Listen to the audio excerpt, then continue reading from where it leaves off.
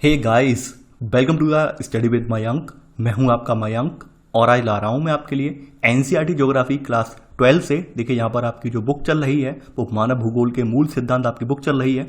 इसी क्रम में आज आपका जो है यहाँ पर अध्याय 5वां है, यानी कि यहाँ पर हम प्राथमिक क्रियाओं के बारे में जानेंगे। देखिए यहाँ पर प्राथमिक क्रियाओं का यहाँ पर डिटेल्ड रूप में यहाँ पर एनालिसिस किया गया है, डिटेल्ड रूप में बताई गई हैं कि कौन कौन सी प्राथमिक क्रियाएं होती हैं जिनमें हम संलग्न हैं। तो चलिए स्टार्ट करते हैं आज का वीडियो, देखते हैं हमें क्या क्या डिस्कस करना है यहाँ पर और क्या क्या नोट डाउन करना है।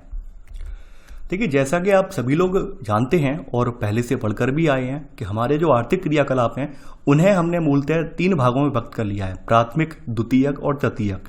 देखिए हमने यहाँ पर क्लास 12 वाली जो मानव भूगोल के मूल सिद्धांत वाली किताब है, यहाँ पर हमने एक चौथा वाला क्रियाकलाप और पढ़ा था, यानी हमने आर्थिक क्रियाओं में एक चौथा क्रियाकलाप था, वो भी यहाँ पर एक ऐड हो गया था जिसमें अनुसंधान वगैरह, प्रौद्योगिकी, नवाचार वगैरह आ गया था, तो वो और ऐड हो गया था यहाँ पर। तो बेसिकली हम जो पढ़कर आए हैं वो 3 तरह की होती हैं और 3 तरह की स्टैंडर्ड रूप में अगर कहीं पूछी जाएंगी, यानी कि यहाँ पर मानक रूप में कहीं पूछी जाएंगी तो 3 तरह की आपको लगाना है टिक। यानी वैसे तो चौथा वाला रूप यहाँ पर केवल ऐड है, आपको अन्य किताबों में देखने को नहीं मिलेगा, अन्य किताबों में 3 तरह की बताई हैं। तो यहाँ पर पहली तरह की जो क्रियाएं वो प्राथमिक क्रियाएं हैं। देखिए प्राथमिक क्रियाओं के बारे में ऐसा नहीं है कि आप नहीं जानते हैं, आप बहुत कुछ जानते हैं और क्लास 6 से लेकर अब तक मैं यहाँ पर हर जो आपके जो तमाम वीडियो यहाँ पर प्राथमिक क्रियाओं का जिक्र आया है वहाँ पर मैंने एक ही परिभाषा बताई है आपको कि ये वो क्रियाएं हैं जो जमीन से जुड़ी हुई हैं। जमीन से जुड़े होने का मतलब आप समझ रहे होंगे कि जमीन से हम कृषि यानी खेती करते हैं, मिट्टी में ही करते हैं। इसके अलावा हम वनारोपण वगैरह करते हैं, वृक्ष वगैरह लगाते हैं, वो भी जमीन में ही लगाते हैं। हम यहाँ से खनन वगैरह करते हैं, खनन वगैरह की जो क्रियाएं हैं वो भी हमारी जमीन से ही होती हैं, यानी मिट्टी को हटाकर ही तो खनन करते हैं, धरातल को हटाकर तो खनन करते हैं। यानी ये जो क्रियाएं हमारी हैं मूलतः जमीन से जुड़ी हुई क्रियाएं हैं, इसलिए इन्हें हमने जो है कहाँ पर रखा है, प्राथमिक क्रियाओं में रखा है। क्योंकि हम यानी आप खुद सोचिए, इमेजिन कीजिए कि जमीन ही सब कुछ करने वाली है, यानी कि जमीन ही जनने वाली है, यानी कि जमीन से ही हर कोई आदमी संचित होता है, तो हर कोई आदमी सिंचित जमीन से ही होता है, इसलिए इन्हें जो है प्राथमिक क्रियाओं में रखा गया है। तो यहाँ पर पहला पॉइंट यहाँ पे बताया गया है कि भाई मानव के वो कार्यकलाप जिससे उसे आय प्राप्त होती है, ये आर्थिक इन्हें क्रिया इन्हें कहा जाता है। यानी कि मानव के वो कार्यकलाप जिससे उसे जो है आय यानी कि इनकम प्राप्त होती है, उसे क्या कहा जाता है, आर्थिक क्रिया कहा जाता है। अब देखिए आप सभी लोग जानते हैं कि यहाँ पे बताया गया है कि आर्थिक क्रियाएं मुख्यतः 4 प्रकार की होती हैं।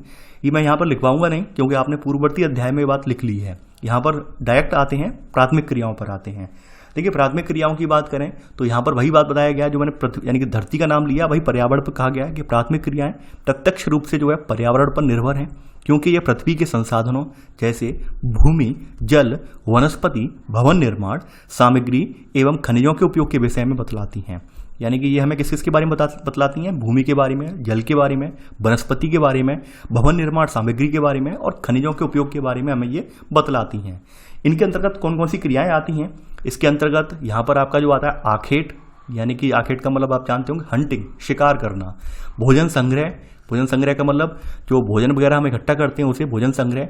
पशुचारण, मछली पकड़ना, वनों से लकड़ी काटना, कृषि और खनन कार्य इसमें सम्मिलित किए जाते हैं। यानी इतनी तरह की जो है आपकी जो है ये क्या है, ये प्राथमिक क्रियाएं होती हैं।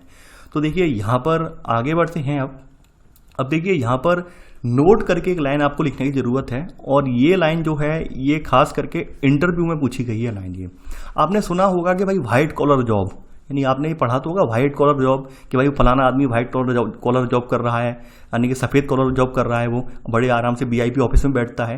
तो तृतीयक सेवाओं में जो लगे हुए लोग होते हैं उन्हें व्हाइट कॉलर जॉब वाली बोला जाता है। लेकिन चूंकि यहाँ पर प्राथमिक क्रियाओं में श्रम जो है ज़्यादा लगता है, श्रम बहुत ज़्यादा, यानी कि जो शारीरिक श्रम है, शारीरिक श्रम का यहाँ पे ज़्यादा महत्व होता है। तो यहाँ पर प्राथमिक कार्यकलाप में करने वाले लोग जो अपने घर यानी कि उनके कार्य क्षेत्र घर से बाहर होते हैं, तो उन्हें हम क्या कहते हैं, उन्हें लाल कॉलर श्रमिक यानी रेड कॉलर श्रमिक इन्हें कहा जाता है।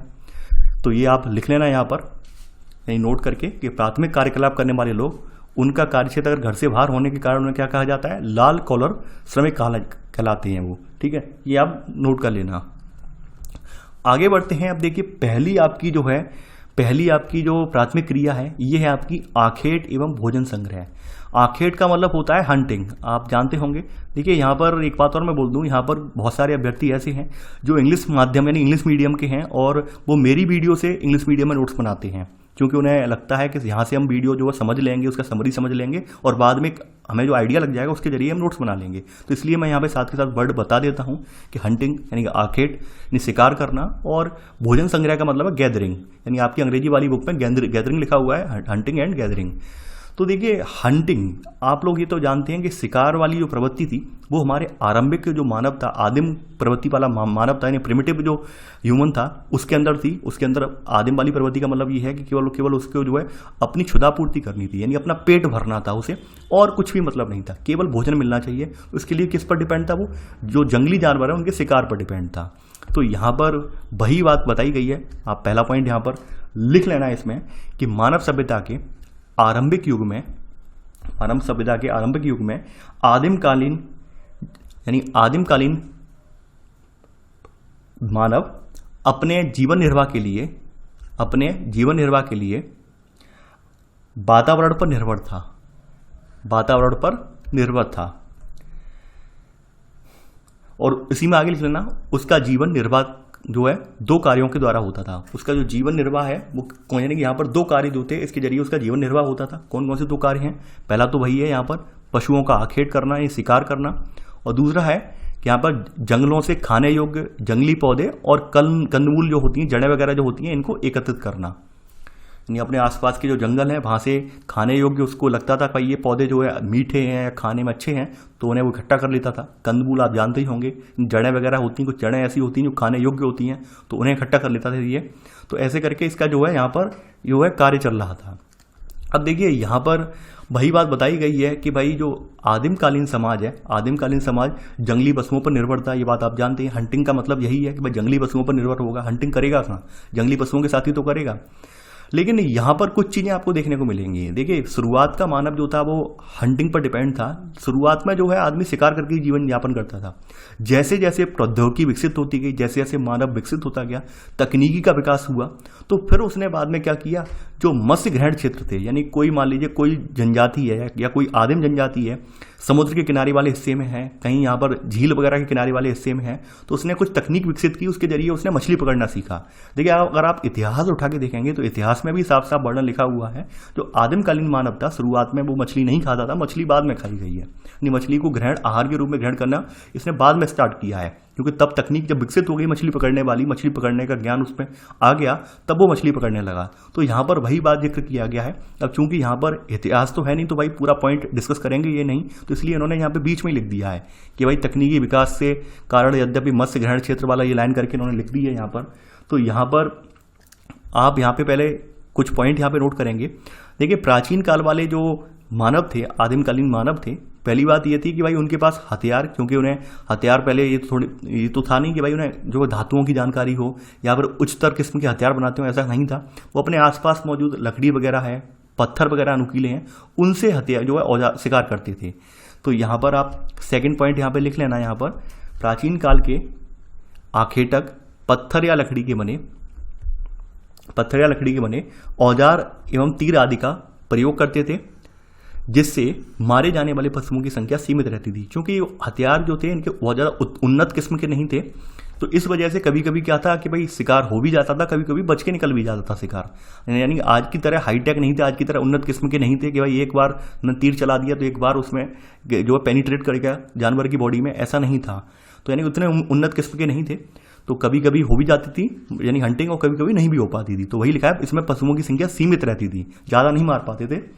आगे बढ़ते हैं यहाँ पर। अब देखिए इसी में ही सेकंड में ही सब पॉइंट आप लिख लेना मछली वाला, कि तकनीकी विकास के कारण तटवर्ती क्षेत्रों में रहने वाले लोग मछली पकड़ने लगे। ऐसे करके आप लिख लेना कि तकनीकी विकास के कारण जो तटवर्ती क्षेत्रों में रहने वाले लोग हैं वो मछली पकड़ने लगे। आगे बढ़ते हैं। अब देखिए यहाँ पर ये तो हंटिंग आपने जान ली, हंटिंग कैसे करते थे, कौन कौन से औजार उपयोग करते थे। अब देखिए भोजन संग्रह। अब भोजन संग्रह का मतलब ये है कि यहाँ पर ये जो कुछ मारते थे उसको इकट्ठा कर लेते थे, या फिर आपने ऊपर भी देखा कि भाई अपने आसपास के जो जंगल हैं, वन वगैरह हैं, वहाँ से ये खाने योग्य पौधे, कंदमूल वगैरह इकट्ठा कर लेते थे। तो यहाँ पर सबसे पहली जो आर्थिक क्रियाएं हैं, सबसे पहली अगर धरती पर अगर देखी जाए, सबसे प्राचीनतम ज्ञात आर्थिक क्रियाओं में भोजन संग्रह और आखेटी आता है। तो यहाँ पर आप थर्ड पॉइंट आप लिखेंगे यहाँ पर कि भोजन संग्रह एवं आखेट प्राचीनतम ज्ञात आर्थिक क्रियाएं हैं। देखिए ये जो कार्य है, यह कार्य जो है कठोर जलवायु प्रदेश जो होते हैं उनमें किया जाता है। ये और लिख लेना कि यह कार्य कठोर जलवायु दशाओं में किया जाता है। कठोर का मतलब यहाँ पर ऐसा है कि भाई ऐसी जलवायु दशाएं जहाँ पर खेती नहीं की जा सकती है या फिर जहाँ पर आसानी से हम अपना जो है अनाज प्राप्त नहीं कर सकते हैं, तो वहाँ पर आदमी इसी तरह की क्रियाकलाप करता है। देखिए अगर आपने डिस्कवरी चैनल देखा हो और डिस्कवरी में मैन वर्सेस वाइल्ड का एक शो आता है, बियर ग्रिल्स इसमें है, तो बियर ग्रिल्स का ये शो है, तो आपने देखा होगा वो अमेजन वगैरह के जंगल, अमेजन के जंगल वगैरह हैं या और भी ऐसे जंगल वगैरह वहाँ पे जाते हैं, तो वहाँ पे देखते होंगे खेत वगैरह यानी खेती नहीं होती है वहाँ पर, या बिल्कुल घना जंगली इलाका है, विषम दशाएं, पानी भी बरस रहा है वहाँ पर, और वहाँ पर ऐसे में हंटिंग पर ही ये लोग डिपेंड रहते हैं। आपने उसमें इस एपिसोड में भी देखा होगा वो किस तरह से हंटिंग करता है लाइव, और डिस्कवरी पे दिखाया भी जाता है, तो आपने देखा होगा ये। तो यहाँ पर ये आपकी जो आखेट वाली प्रवृत्ति है ये वहीं पाई जाती है जहाँ पर कठोर जलवायु दशाएं होती हैं। अब देखिए आप सोचेंगे हमारे भारत में कहाँ कहाँ है। भारत में आपके जो आदिवासी इलाके हैं जहाँ पर ट्राइबल्स वगैरह पाई जाती हैं, तो वहाँ पर हंटिंग आज भी प्रचलित है।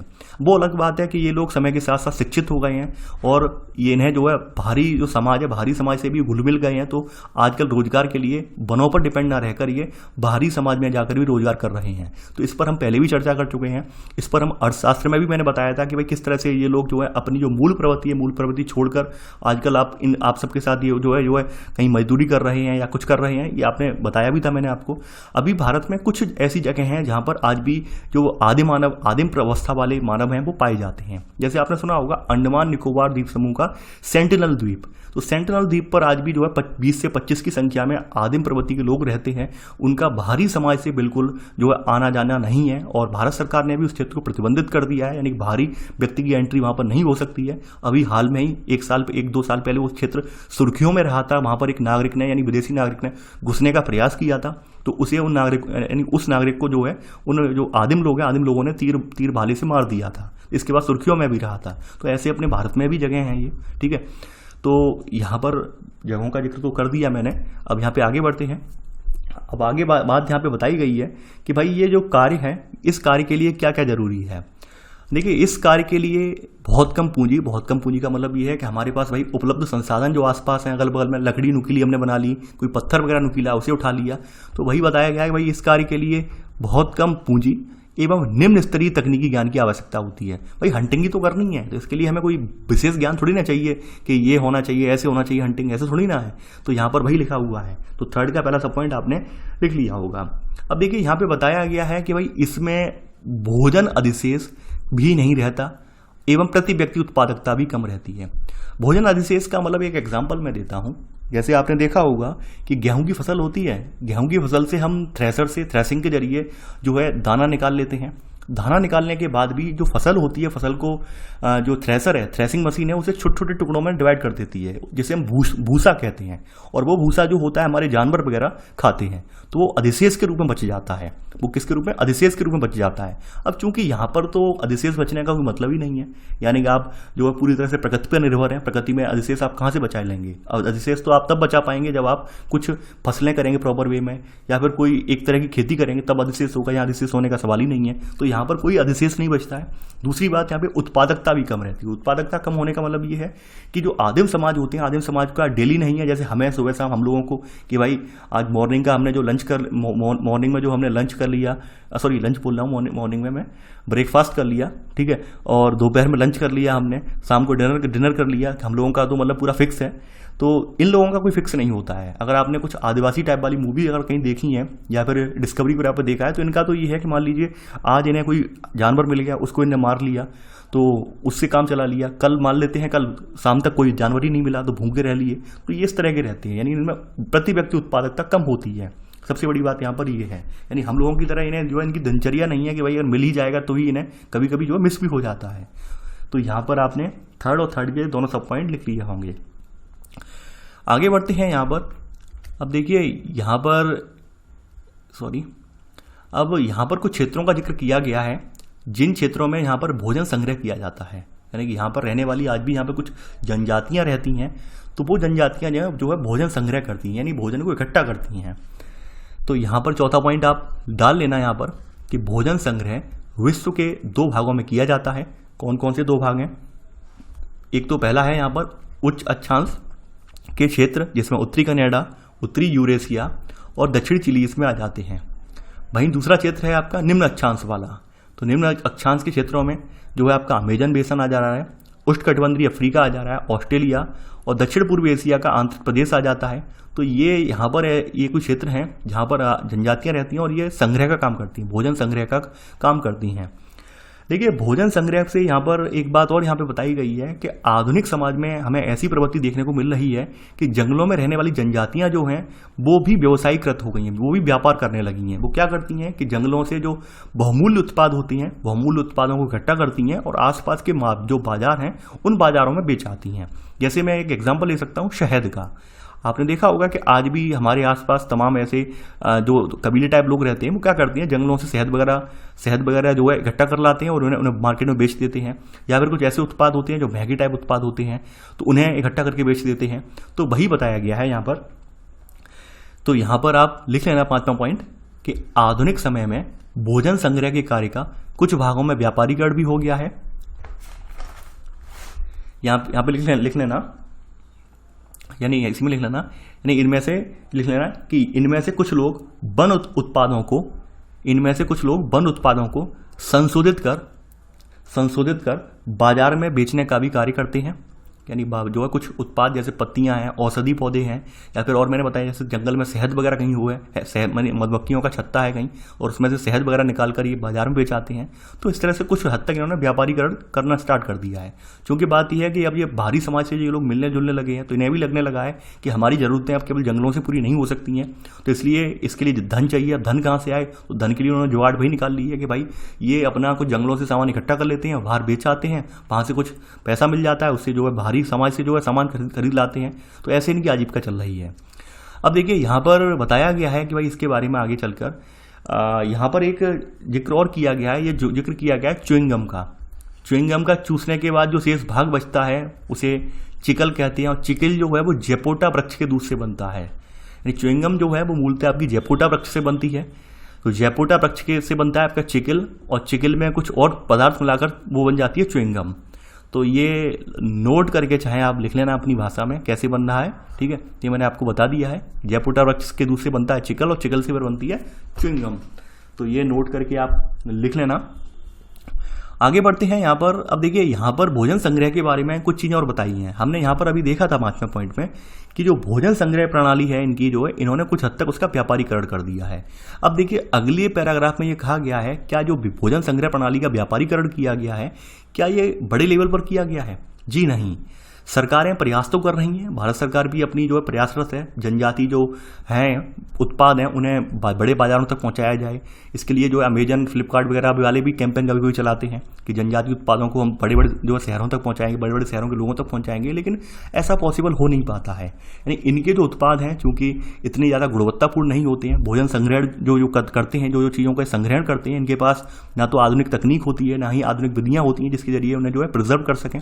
तो ऐसे में इनके द्वारा इकट्ठे किए हुए उत्पाद जो है एक बड़े मार्केट में नहीं जा पाते हैं।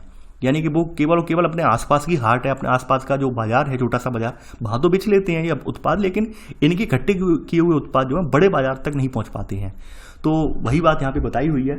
6वां पॉइंट आप लिख लेना यहाँ पर कि विश्व स्तर पर भोजन संग्रहण का अधिक महत्व नहीं है। इन क्रियाओं के द्वारा प्राप्त उत्पाद विश्व बाजार में प्रतिस्पर्धा नहीं कर सकते। यानी कि जो भोजन संग्रह के जरिए जो उत्पाद ये मतलब इकट्ठा करते हैं उन्हें ये बड़े बाजारों तक नहीं पहुंचा पाते हैं, क्योंकि बड़े बाजार में ये उत्पाद इनके टिक नहीं पाते हैं, प्रतिस्पर्धा नहीं कर पाते हैं, क्योंकि गुणवत्ता नहीं है उनमें। गुणवत्ता का मतलब ये है कि गुणवत्ता तब होगी, जैसे आपने देखा होगा आजकल तो जो शहद वाला है वो मधुमक्खी पालन भी बड़ा हाईटेक हो गया है तरीका। तो ये जो है अपना आज भी आदिम तरीकों से ही इकट्ठा करते हैं। तो कुछ लोग वही है कि भाई हाइजीनिक प्रोडक्ट लेने की वजह से भाई इनके प्रोडक्ट जो है रिजेक्ट कर देते हैं। तो ये सब बातें आप जानते हैं। तो 6वां पॉइंट आपने लिख लिया है। अब देखिए जयपोटा वाला जो है आपका, ठीक है, जो जयपोटा वाला है ये लिख लेना आप नोट करके, च्युइंगम वाला। अब देखिए अभी तो आपने पहला वाला यहाँ पर एक जो प्राथमिक क्रिया है, यानी कि आपका जो आखेट या फिर जो है भोजन संग्रह वाली जो प्राचीनतम आदिम जो आपकी आर्थिक क्रिया है, प्राथमिक क्रिया है, वो आपने यहाँ पे पढ़ ली है। दूसरी क्रिया आपकी जो है पशुचारण, यानी कि आप जानते हैं जो पशुओं को चराने वगैरह, वो ये पशुचारण जो होता है वो आपके बारे में, उसके बारे में यहाँ पर लिखा हुआ है पशुचारण। तो पशुचारण कितने प्रकार का होता है, पशुचारण का क्या महत्व है, वो बताया गया है यहाँ पर। अब देखिए यहाँ पर जो पशुचारण है, पशुचारण का आपको पता ही होगा कि इसका एक विशेष महत्व है, क्योंकि इसके जरिए एक तो लोगों का भरण पोषण तो होता ही होता है, साथ ही साथ इसका जो है व्यवसायिक आमदनी भी होती है। तो यहाँ पर वही बताया गया है कि भाई विभिन्न जलवायु दशाओं में जो रहने वाले लोग हैं, तो उन क्षेत्रों में पाए जाने वाले पशुओं का चयन करके उन्हें जो है पालतू उन्होंने बना लिया है उन्हें। तो यहाँ पर पहला पॉइंट ये लिख लेना, इसी में सब पॉइंट कि भौगोलिक कारकों और तकनीकी विकास के आधार पर वर्तमान समय में पशुपालन व्यवसाय निर्वहन अथवा व्यापारिक स्तर पर किया जाता है। एक तो है निर्वहन स्तर पर या फिर इसे व्यापारिक स्तर पर किया जाता है, बड़े लेवल पर किया जाता है। निर्वहन का मतलब ये है कि भाई खुद हम उससे उसके जरिए उस जो पशु पाले हैं उनके जरिए हमारी जीविका चलती रहे, केवल हमारा खाना खर्चा चलता रहे। दूसरा ये व्यापारिक स्तर पर, यानी कि हम बड़े स्तर पर जो है पशुपालन कर रहे हैं, उनसे मिलने वाले जो उत्पाद हैं, दूध मांस वगैरह, उन्हें बड़े मार्केट में खपा पा रहे हैं, उससे में अच्छी खासी आमदनी हो रही है, ये व्यापारिक स्तर पर हो गया। तो यहाँ पर पशुचारण में दो तरह की जो है पशुचारण है। एक तो चलवासी पशुचारण है। चलवासी का मतलब आप जान रहे होंगे, चलवासी में मतलब कि लगातार चलने वाले यानी घुमंतु वाले हैं ये प्राणी, यानी एक जगह टिकने वाले नहीं है, ये चलवासी पर पशुचारण है। तो यहाँ पर हेडिंग डाल लेना इसी में, यानी कि आपकी जो पहली सब हेडिंग आपकी जो यानी पशुचारण हेडिंग है, पशुचारण में ही सब हेडिंग पहली है चलवासी पशुचारण। जैसा कि नाम से ही आपको प्रतीत होता है, चलवासी हैं यानी एक जगह टिकते नहीं होंगे, समय के अकॉर्डिंग ये परिवर्तित करते रहते होंगे अपने स्थान को। देखिए चलवासी पशुचारण जो है ये भी एक प्राचीन जीवन निर्वाह व्यवसाय रहा है। इसमें ये लोग जो हैं पूरी तरह से अपने सब कुछ यानी कि भोजन के लिए, वस्त्र के लिए, शरण वगैरह के लिए, सब कुछ या फिर यातायात वगैरह के लिए अपने पशुओं पर ही निर्भर रहते हैं। ये आप यहाँ पर पहला पॉइंट लिख लेना। अब देखिए ये क्या करते हैं ये लोग अपने पालतू पशुओं के साथ पानी और चरागाह की उपलब्धता और गुणवत्ता के अनुसार क्या करते रहते हैं, गुणवत्ता के अनुसार एक स्थान से दूसरे स्थान पर अपने अपने निश्चित चरागाह क्षेत्रों में स्थानांतरित होते रहते थे। ये आप लिख लेना, क्योंकि इन लोगों के क्षेत्र जो होते हैं बटे हुए होते हैं। जैसे आपने देखा होगा, एक एग्जांपल ले रहा हूं कि राजस्थान के कुछ ऊंट चालक जो हैं, यानी जो है ऊंट पालक हैं, चालक बोल रहा हूं मैं, ऊंट पालक हैं, जो पशुचारक हैं, वो जो है ग्रीष्म ऋतु के सीजन में यहाँ पर अपने आपके मध्य प्रदेश वगैरह में चले जाते हैं। आपने देखा होगा, अखबारों वगैरह में पढ़ा होगा कि पूरा काफिला है, 100 ऊँटों का काफिला है, 50 ऊँटों का काफिला है, तो मध्य प्रदेश साइड में चले जाते हैं घास की तलाश में। तो ऐसे करके ये इनके क्षेत्र बटे हुए होते हैं, इनके आसपास ये अपना देख लेते हैं कि भाई हम यहाँ पर अपने पशुओं को लेकर जाएंगे, यहाँ पर हमें हरी घास मिल जाएगी, पशु हमारे यहाँ पर जिंदा बने रहेंगे। तो ये बात बताई गई है यहाँ पर। तो यहाँ पर आपका मैंने सब पॉइंट लिखवा दिया है, पहला पॉइंट और पहले का सब पॉइंट लिखवा दिया है। आगे बढ़ते हैं। अब देखिए ये पशुचारण जो होता है, पशुचारण में भिन्न भिन्न जानवर आए जो है यहाँ पर हैं, यानी कि भिन्न भिन्न क्षेत्रों में भिन्न भिन्न जानवर पाले जाते हैं, कहीं पर एक तरह के जानवर नहीं पाले जाते हैं। जैसे बताया गया है, जो उष्णकटिबंधीय अफ्रीका क्षेत्र है, यहाँ पर गाय बैल इनके प्रमुख पशु हैं, जबकि सहारा जो रेगिस्तान है और एशिया के मरुस्थल में भेड़ बकरी और ऊंट पाले जाते हैं। यहाँ पर आप सेकंड पॉइंट लिख लेना, उष्णकटिबंधीय अफ्रीका में गाय बैल प्रमुख पशु है, जबकि सहारा एवं एशिया के मरुस्थलों में भेड़ बकरी एवं ऊंट पाला जाता है। देखिए आप ये मत सोचना सर सारा लिखवा रहे हैं, ये पूछे जाते हैं, बहुत बार पूछे गए हैं। और ये लग रहा होगा कि सर पता नहीं सारा लिखवा देते हैं सर। मैं सारा इसलिए लिखवाता हूँ बहुत सारा, क्योंकि ये मैंने बहुत सारे क्वेश्चन देखे हैं, बहुत सारे क्वेश्चनों में आपका ये डिस्क्रिप्शन में यानी कि उनका जो लिखी होती है लाइनें पूरी कि पहला ये लिखा हुआ है पहली लाइन कि भाई कथन 1 कथन 2, तो वहाँ पर आपको ये सब लाइनें देखने को मिल जाएंगी। फिर बाद में जब आप ये लाइनें स्किप कर देते हैं, लिखते नहीं हैं, तब आप कहते हैं सर ये क्वेश्चन हम सॉल्व ही नहीं कर पा रहे हैं। तो यहाँ पर इसलिए मैं लिखवा रहा हूँ। यहाँ पर मैं आपसे रिपीट कर रहा हूँ, ऐसा कोई अभ्यर्थियों से लगता हो कि हम केवल यहाँ से सर से केवल पढ़ ले रहे हैं और हमें सारा याद हो गया, तो आपकी मर्जी, आप नहीं भी लिखें, कोई ज़रूरी नहीं है। तो यहाँ पर आपने लिख लिया होगा। ये तो आपने सहारा रेगिस्तान के बारे में, उष्णकटिबंधीय अफ्रीका के बारे में पढ़ लिया। अब थोड़ा देख लेते हैं अब तिब्बत और एंडीज वाले इसी में सब पॉइंट, कि तिब्बत और एंडीज के पर्वतीय भागों में याक और लामा, यानी तिब्बत वाले भागों में क्या पाला जाता है, याक पाला जाता है, और एंडीज यानी कि जो दक्षिण अमेरिका महाद्वीप है वहाँ पर ये जो है लामा पाला जाता है, और आर्कटिक और उत्तरी ध्रुवीय क्षेत्रों में रेंडियर पाला जाता है। ये याद रखना पशु कहाँ कहाँ पर पाले जाते हैं। तिब्बत वाले क्षेत्र में क्या आता है, ये याक पाला जाता है तिब्बत वाले में, एंडीज वाले में जो है लामा पाला जाता है।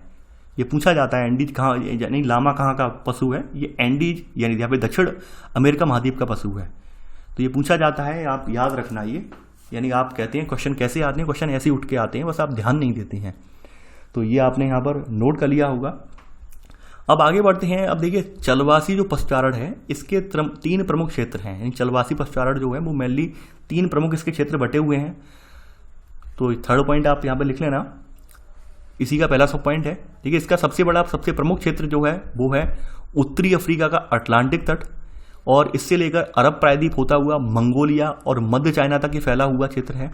यानी कि एक बार इमेज में दिखा देता हूँ, ये यहाँ से लेकर ये पूरा जो क्षेत्र आप देख पा रहे हैं, ये यहाँ से ये पूरा ये है आपका सबसे बड़ा क्षेत्र है ये चलवासी पशुचारण के लिए। ठीक है, ये क्षेत्र सबसे बड़ा इसी में आता है। आप देख पा रहे हैं ये जो मैंने यहाँ पे रेड सर्कल में कर दिया है, तो वही यहाँ पे बताया गया है। दूसरा क्षेत्र यहाँ पर कहाँ है, इसी में सेकंड सब पॉइंट, दूसरा क्षेत्र यहाँ पर है यूरोप और एशिया के टुंड्रा प्रदेश में है। यानी यूरोप और एशिया के टुंड्रा मतलब उच्च अक्षांशों वाले प्रदेश हैं आपके, ये वाले रीजन। तो यहाँ पर चलवासी पशुचारण आपको देखने को मिलेगा। आगे बढ़ते हैं, तीसरे प्रदेश कहाँ पर हैं। तीसरा क्षेत्र जो है आपका ये दक्षिणी गोलार्ध में है, दक्षिणी पश्चिमी अफ्रीका और मेडागास्कर द्वीप पर मिलेगा ये। यानी कि ये आपका दक्षिण पश्चिमी यानी कि दक्षिणी गोलार्ध में आप पहुँच गए, विषुवतीय रेखा के नीचे। ठीक है, विषुवत अक्षांश के नीचे, विषुवत अक्षांश आपका ये जा रहा है, इसके नीचे दक्षिणी गोलार्ध में ये रीजन और ये रीजन। ठीक है, तो ऐसे करके यहाँ पर चलवासी पशुचारक यहाँ पर देखने को मिलेंगे। अब देखिए यहाँ पर चलवासी पशुचारण वाले हैं, ये पहाड़ी इलाकों में इनके साथ समस्या आती है। समस्या ये होती है भाई चारे की, यानी गर्मियों में मैदानी भाग से पर्वतीय भागों में चले जाते हैं ये। ठीक है, और वहीं जो है शीत ऋतु में क्या होती है, शीत ऋतु में चूंकि पहाड़ियाँ वगैरह पर्वतीय भाग जो है बहुत ज़्यादा बर्फ से जम जाते हैं, तो ये मैदानी भागों में पुनः लौट आते हैं। तो यहाँ पर वही बताया गया है। तो यहाँ पर आप चौथा पॉइंट आप लिखेंगे यहाँ पर कि गर्मियों में मैदानी भाग से पर्वतीय चरागाह की ओर, गर्मियों में यानी ऐसे लिख लेना, गर्मियों में पशुचारक, गर्मियों में पशुचारक मैदानी भाग से पर्वतीय चरागाह की ओर एवं शीत में पर्वतीय भाग से मैदानी चरागाहों की ओर ये प्रवास करते हैं। और इनकी इस गतिविधि को हम क्या कहते हैं, ऋतु प्रवास, यानी ऋतुओं के अकॉर्डिंग प्रवास कर रहे हैं, इसीलिए इसे हम क्या कहते हैं, ऋतु प्रवास इसे कहा जाता है। ये ऋतु प्रवास भी पूछा गया है, तो आप ये लिख लेना। तो भारत में कौन कौन सी जनजातियां ऋतु प्रवास करती हैं, तो भारत में हिमालय के पर्वतीय क्षेत्रों में गुज्जर, बकरवाल, गद्दी और भूटिया लोगों के समूह ऋतु प्रवास करते हैं। ये लिख लेना आप, इसके आगे का ये मत लिखना, ठीक है, ये आप लिख लेना, क्योंकि इसके आगे की लाइन तो वही लाइन है सेम, इसमें इतना ही लिख लेना, लोगों के यानी कि भूटिया लोगों के समूह ऋतु प्रवास करते हैं। ठीक है, भूटिया लोगों के समूह ऋतु प्रवास करते हैं। तो ये आपका चौथा और चौथे का सब पॉइंट हो गया। अब देखिए ऐसा नहीं है चलवासी पशुचारण जो है वो हमेशा ऐसा ही बना रहेगा। आप ये बात तो जानते हैं, जैसे जैसे जनसंख्या का आकार बढ़ता जा रहा है वैसे वैसे लोग अपने घर बनाते जा रहे हैं, और वहीं जो मैदान वगैरह हैं या फिर घास के स्थल वगैरह हैं उन पर सरकारों का स्वामित्व हो गया है। सरकार ने अपने अपने हिसाब से अपने अपने जो है ज़रूरतों के हिसाब से उन्हें जो है या तो औद्योगिक इकाइयों को उन्हें सौंप दिया है या फिर उन्हें जो है अपने कब्जे में ले लिया है। तो आजकल जो है पशुचारण जो है एक गंभीर समस्या बन गई है, यानी पशुचारण जो है आप देखते होंगे पशुचारण के साथ एक गंभीर समस्या बन गई है। और ना ही अब बहुत सारी ऐसी जनजातियां रह गई हैं, बहुत कम मात्रा में ऐसी जनजातियां देखने को मिलेंगी जो आजकल पशुचारण पर डिपेंड है। ज़्यादातर लोग जो हैं उनके अपने अपने निजी पालतू पशु हैं और अपने अपने आसपास अपने घर या उनके खेत हैं जहाँ से उनका पशुओं का भोजन पूरा होता है। तो आजकल इन पर संकट आ गया है, संकट के बादल छा गए पशुचारण पर, तो वही बताया गया है यहाँ पर। तो यहाँ पर अगला पॉइंट आप लिखेंगे, पांचवा पॉइंट, कि चलवासी पशुचारकों की संख्या अब घट रही है। इसके दो कारण हैं। दो कारण कौन कौन से घटने के? पहला है राजनीतिक सीमाओं का अधिरोपण। देखिए आपने पढ़ा होगा काफ़ी बार, न्यूज में रहता भी है कि भाई भारत पाकिस्तान जो भारत पाक बॉर्डर है, भारत पाक बॉर्डर पर हमने 10 साल के एक बच्चे को या 12 साल के एक बच्चे को भेड़ों के साथ चराता हुआ आ गया, उसे बीएसएफ के रेंजर्स ने पकड़ लिया। ऐसी न्यूज पढ़ते होंगे अखबारों में।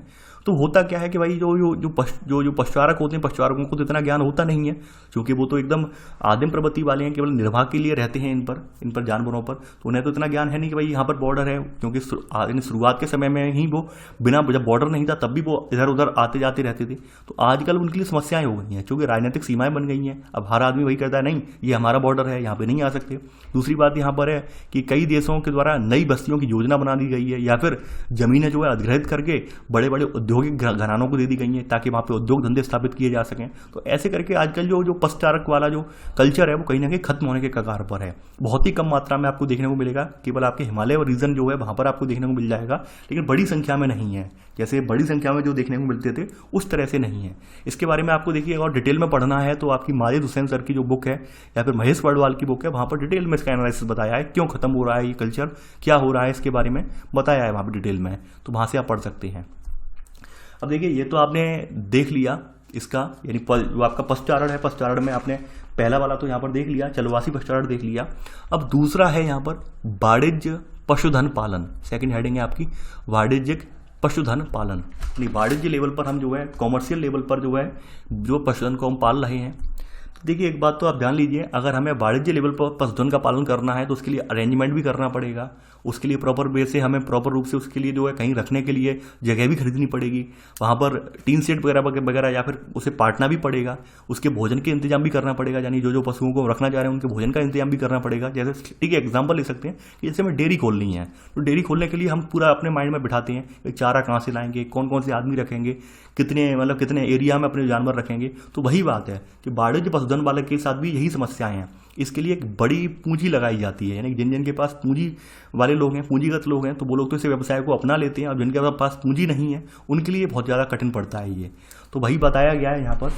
पहला पॉइंट आप लिख लेना कि यह देखिए, पहली बात यह है कि भाई ये बहुत व्यवस्थित और पूंजी प्रधान है, यानी कि जो आपका वाणिज्य पशुचालन है चलवासी पशुचालन की तुलना में बहुत ज़्यादा व्यवस्थित है। व्यवस्थित का मतलब यही है, पूरा सेटअप बनाना पड़ता है कि भाई ये हमारा यहाँ पर क्षेत्र रहेगा, इस क्षेत्र में जानवर चराई करेंगे, यहाँ से जानवरों को चारा मिलेगा, पूरा हम यहाँ पे पूरा जो है अपना अपना क्षेत्र बांट लेते हैं। तो यहाँ पर लिख लेना पहला पॉइंट, यह अधिक व्यवस्थित एवं पूंजी प्रधान व्यवसाय है, और यह जो है पश्चिमी संस्कृति से प्रभावित है, एवं फार्म भी स्थायी होते हैं, एवं इसमें फार्म भी स्थायी होते हैं। यानी कि यहाँ पर फार्म में जो जानवर रख के जो खेती की जाती है, उन फार्मों बड़े बड़े फार्मों के क्षेत्र जो होते हैं उन्हें छोटी छोटी इकाइयों में विभक्त कर लेते हैं, और इकाइयाँ विभक्त करने के बाद यहाँ पर जो चरागाह वगैरह होते हैं, जहाँ पर जानवर चरने के लिए जाते हैं, तो चरागाहों को बाड़ लगाकर अलग कर देते हैं ताकि जानवर जो है खेती वाले इलाके में घुस ना सकें। तो ऐसा करके हम यहाँ पर पूरा बना लेते हैं योजना इसकी। तो यहाँ पर बताया गया है, यहाँ पर लिख लेना आप पहले का सब पॉइंट, कि चराई को नियंत्रित करने के लिए इन्हें बाड़ लगाकर एक दूसरे से अलग कर दिया जाता है। दूसरा सब पॉइंट यहाँ पर देखिए, वाणिज्य पशुधन में जो पालन में जो पशुओं की संख्या है वो चरागाह की वहन क्षमता के अनुसार रखी जाती है। हम देख लेते हैं भाई हमारे पास 10 एकड़ जमीन पे है, 10 एकड़ जमीन को कितने जानवर, यहाँ पर जो घास लगी हुई है तो वो कितने जानवर कितने समय में खत्म कर सकते हैं, उस हिसाब से यानी कि हम पूरा निकाल लेते हैं, पूरा क्षमता निकाल लेते हैं, वहन क्षमता, तो उस अकॉर्डिंग हम जानवर पर रखते हैं। तो वही बताया गया है यहाँ पर। तो पहले का सेकंड सब पॉइंट आपने लिख लिया होगा। अब देखिए ये जो वाणिज्यिक पशुधन पालन होता है, इसमें खास बातें क्या हैं। इसमें खास बात ये है कि भाई यहाँ पर केवल एक तरह के ही पशु पाले जाते हैं। अब चूंकि जो चलवासी पशुचारक जो होते हैं वो तो अपने साथ भेड़ बकरियां भी रखते हैं, ऊँट भी रखते हैं, ठीक है, और भी जानवर जो होते हैं उन्हें साथ में ले लेते हैं, लेकिन यहाँ पर ऐसा नहीं होता है क्योंकि ये वाणिज्यिक वे में है। अब यहाँ पर मान लो किसी व्यक्ति ने केवल मांस के लिए खोला हो अपना फार्म, मांस के लिए वाणिज्यिक पशुधन जो पाला हो, जैसे मेरे काम पाले जाते हैं, सुअर पालन है, ठीक है, जो है गाय वगैरह पालन है मांस के लिए केवल, तो वहाँ पे एक तरह के जानवर हैं वहाँ पर। तो यहाँ पर वही बताया गया है। यहाँ पर सेकंड पॉइंट आएगा। सेकंड पॉइंट आप लिखेंगे, इसमें केवल एक ही प्रकार के पशु पाले जाते हैं, इसमें केवल एक ही प्रकार के पशु पाले जाते हैं। इसी में सब पॉइंट, प्रमुख पशुओं में भेड़, बकरी, गाय, बैल एवं घोड़े हैं। इनसे प्राप्त मांस, खालें एवं ऊन को वैज्ञानिक ढंग से संसाधित करके, कैसे करके, यानी जो पूरा प्रॉपर वे है, प्रॉपर जो है सिस्टमेटिक वे है, साइंटिफिक वे है, तो वैज्ञानिक ढंग से इन्हें संसाधित करके डिब्बा बंद कर विश्व के बाजारों में निर्यात कर दिया जाता है। इनसे प्राप्त होने वाला जो हमें आया, यानी जो उत्पाद हैं, उन उत्पादों को हम जो है वैज्ञानिक ढंग से उन्हें जो है रिफाइन करके जो है डिब्बाबंद उत्पादों में भरकर उन्हें बाहरी देशों में निर्यात हम एक्सपोर्ट कर देते हैं। ठीक है, तो ये आपने लिख लिया होगा आपने। अब देखिए यहाँ पर एक खास बात और है, यहाँ पर खास करके ब्रीडिंग पर बहुत ध्यान दिया जाता है, यानी कि जो पशुओं का प्रजनन वगैरह है, इसके अलावा बीमारी वगैरह पशुओं में कोई नहीं लगे, क्योंकि अगर एक पशु में बीमारी लगेगी तो हो सकता है अपने आसपास वाले पशुओं को भी संक्रमित कर देवे, और ऐसे करके जो उनकी क्षमता है यानी कि उत्पादकता कम हो जाएगी। इसलिए यहाँ पर इन सब चीज़ों का विशेष ध्यान रखा जाता है।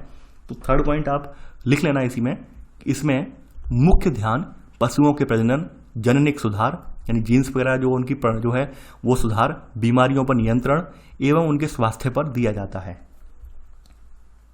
अब देखिए विश्व में सबसे ज़्यादा जो है ये इस तरह का वाणिज्यिक जो पशुचारण कहाँ पे किया जाता है, पशुधन कहाँ पाला जाता है बताया गया है। तो चौथा पॉइंट आप लिख लेना यहाँ पर कि विश्व में न्यूजीलैंड, ऑस्ट्रेलिया, अर्जेंटीना, उरुग्वे और यूएसए में वाणिज्यिक पशुधन पालन किया जाता है। ठीक है, ये आपके सामने इमेज भी है। ये सब जो चित्र आप देख रहे हैं, ये यहाँ पर आप जो डार्क देख रहे हैं वो सब क्षेत्र जो है यानी वाणिज्यिक पशुचारण वाले क्षेत्र हैं। यहाँ पर कॉमर्शियल रूप से जो है पशु पाले जाते हैं। आगे बढ़ते हैं यहाँ पर। अब देखिए ये तो आपने जो पशुचारक व्यवसाय है वो आपने देख लिया, पशुचारण वाला व्यवसाय देख लिया आपने। पशुचारण व्यवसाय में आपने दो तरह का था, चलवासी और वाणिज्यिक। अब देखते हैं कृषि, यानी अब हमारा अगली प्राथमिक क्रिया है कृषि है। तो अगली हेडिंग आप डाल लेना कृषि।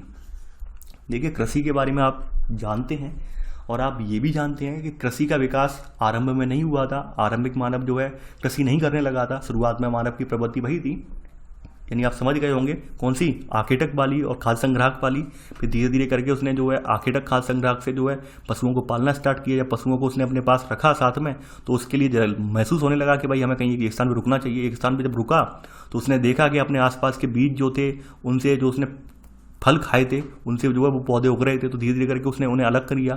अलग करने के बाद फिर धीरे धीरे करके खेती करके वो स्थायी रूप से रहने लगा। तो एक लंबा प्रोसेस था। कृषि जो होता है वो आरंभिक चरणों में कृषि नहीं हुई है। ये बात आप इतिहास में भी पढ़ चुके हैं और यहाँ पर भी वही बात रिपीट कर रहा हूँ मैं। तो कृषि के बारे में आप देख लेते थोड़ा। ठीक है, कृषि जो है आपकी, ये कृषि विभिन्न प्रकार की फसलों का बोया जाना और पशुपालन विभिन्न कृषि विधियों पर आधारित होता है। यानी कि यहाँ पे कृषि में क्या है कि विभिन्न प्रकार की फसलों की बोई जाती हैं। इसके अलावा पशुपालन भी होता है कृषि पर आधारित। तो इसकी जो है मुख्य प्रणालियाँ कौन कौन सी हैं वो हम देखेंगे। तो यहाँ पे लिख लेना इसकी मुख्य प्रणालियाँ निम्नलिखित हैं। अब कौन कौन सी प्रणालियाँ हैं, देखिए यहाँ पर मैं आपको एक एडवाइस देना चाहूँगा। यहाँ पर आप 2-3 तरह के कलर के पेन यूज कर लें तो ज़्यादा बेटर रहेगा। आपकी पहली खेती का प्रकार है, पहली कृषि का प्रकार है, ये है निर्वाह कृषि। आपकी पहली हेडिंग है आपकी, ये है निर्वाह कृषि।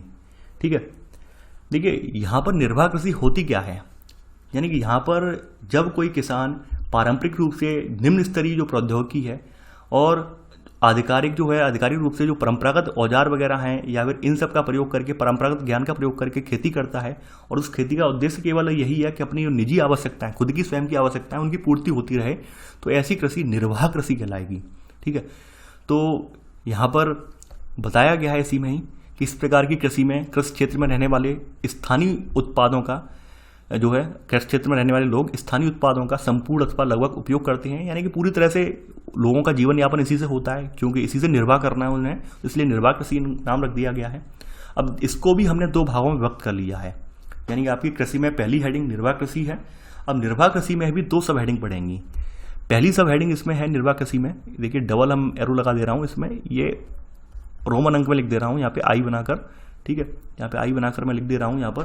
तो ये है यहाँ पर पहली वाली कि भाई आदिकालीन निर्वाह कृषि, आदिकालीन निर्वाह कृषि, या फिर इसे स्थानांतरित कृषि भी कहते हैं, ऐसे स्थानांतरित कृषि कहते हैं इसे।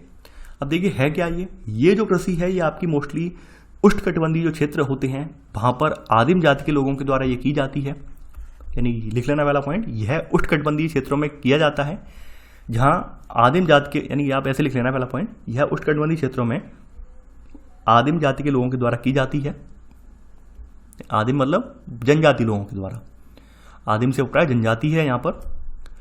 आगे बढ़ते हैं। अब देखिए इस तरह के क्षेत्र कौन कौन से हैं वो बताया गया है। आदिम क्षेत्र यहाँ पर, ये उष्णकटिबंधीय क्षेत्र यहाँ पर ये इस तरह की खेती की जाती है, स्थानांतरित खेती या फिर आदिकालीन निर्वाह कृषि की जाती है। वो स्थान कौन कौन से हैं, तो ये अफ्रीका है, दक्षिणी और मध्य अमेरिका और का उष्णकटिबंधीय भाग है, और दक्षिण पूर्वी एशिया वाला भाग है, जहाँ पर ये आपकी आदिकालीन निर्वाह कृषि या फिर स्थानांतरित कृषि की जाती है। अब देखिए इसके बारे में आप पहले से पढ़कर आए हैं 9th-10th में, और वही चीज़ें लिखी हुई हैं। पहले क्या करती हैं, इसमें आसपास की जो वनस्पति होती है, वन वगैरह, उसको जला दिया जाता है। उससे जलने के बाद जो उपरांत राख बचती है, उस राख का उर्वरक के रूप में इस्तेमाल कर लेते हैं, यानी उसी को ही मिट्टी पर छिड़क देते हैं और यहाँ पर खेती करने लगते हैं। तो इस तरह से इस खेती को स्थानांतरित खेती या फिर कर्तन दहन प्रणाली भी कहते हैं, यानी कि स्लैश एंड बर्न। ठीक है, अब देखिए होता क्या है कि यहाँ पर जब खेती ये लगातार करते आते हैं तो खेती के लगातार करने की वजह से भूमि की जो है उपजाऊपन है, यानी कि उपजाऊपन है वो कम हो जाता है। लगातार एक ही फसल करने से, लगातार फसल करते रहने से, और कोई हमारे पास फर्टिलाइजर तो है नहीं, कोई हमारे पास जो है कृत्रिम रूप से खाद वगैरह तो है नहीं कि भाई खाद ला के डाल दी। तो यहाँ पर जब लगातार खेती करने से क्या होती है, उसकी जो है उपजाऊपन कम हो जाता है। तो ऐसी स्थिति में ये लोग क्या करते हैं, उस भूमि को यथा छोड़ देते हैं, यानी पड़ती भूमि छोड़ देते हैं, पड़ती भूमि के रूप में एकदम खाली छोड़ देते हैं भूमि। 3 से 4 साल के लिए पड़ती भूमि के रूप में से खाली छोड़ देते हैं। और 3 से 4 साल में क्या होता है, पड़ती भूमि जो होती है इसमें पुनः अपने आप उत्पादकता आ जाती है, जो अपने आप इसमें उपजाऊपन लौट आता है। फिर से ये लोग क्या करते हैं, फिर से ये लोग लौटकर उसी भूमि पर फिर से खेती करने लगते हैं। तो ये उनकी कुछ प्रणाली है।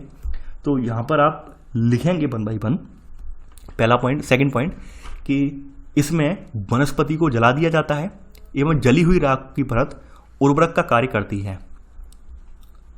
इस प्रकार यह स्थानांतरित कृषि या फिर कर्तन एवं दहन कृषि प्रणाली कहलाती है। यानी इस प्रकार यह स्थानांतरणशील कृषि या फिर कर्तन एवं दहन कृषि भी कहलाती है। इसी में सब पॉइंट देखिए, इसमें जो बोए गए खेत होते हैं वो काफ़ी छोटे होते हैं, बड़े बड़े नहीं होते हैं। इसमें बोए गए खेत बहुत छोटे एवं खेती जो है वो भी पुराने औजार जैसे लकड़ी है, कुदाली, फावड़ा, यानी यहाँ पे आधुनिक औजार नहीं होते हैं, पुराने परंपरागत औजार जो होते हैं उन्हीं के द्वारा इनकी खेती की जाती है। ये आप लिख लेना। इसी में सब पॉइंट, अगला सब पॉइंट है सेकंड सब पॉइंट, जो मैंने बताया था कि कुछ समय बाद क्या होता है, भूमि की उपजाऊपन खत्म हो जाता है। कुछ समय पश्चात जब मिट्टी का उपजाऊपन समाप्त हो जाता है तब कृषक नए क्षेत्र में जाकर वन जलाकर कृषि के लिए भूमि तैयार करता है।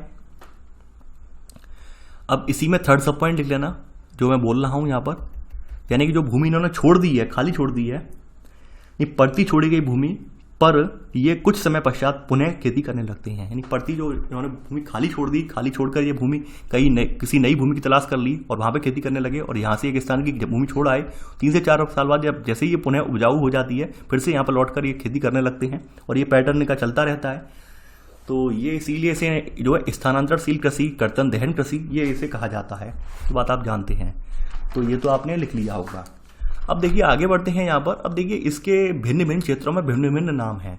यहाँ पर ज़्यादा नाम नहीं लिखे हैं, इसके सारे जो नाम हैं, इसके विश्व भर में क्या क्या नाम है, झूम खेती या फिर स्थानांतरित खेती के क्या क्या नाम है, वो नाम आपको मैं ऑलरेडी लिखवा चुका हूँ। 10th क्लास में आपको ऑलरेडी मैं पूरे नाम लिखवा चुका हूँ, पूरे जो 7-8 नामों की लिस्ट है वो पूरी बनवा चुका हूँ वहाँ पर।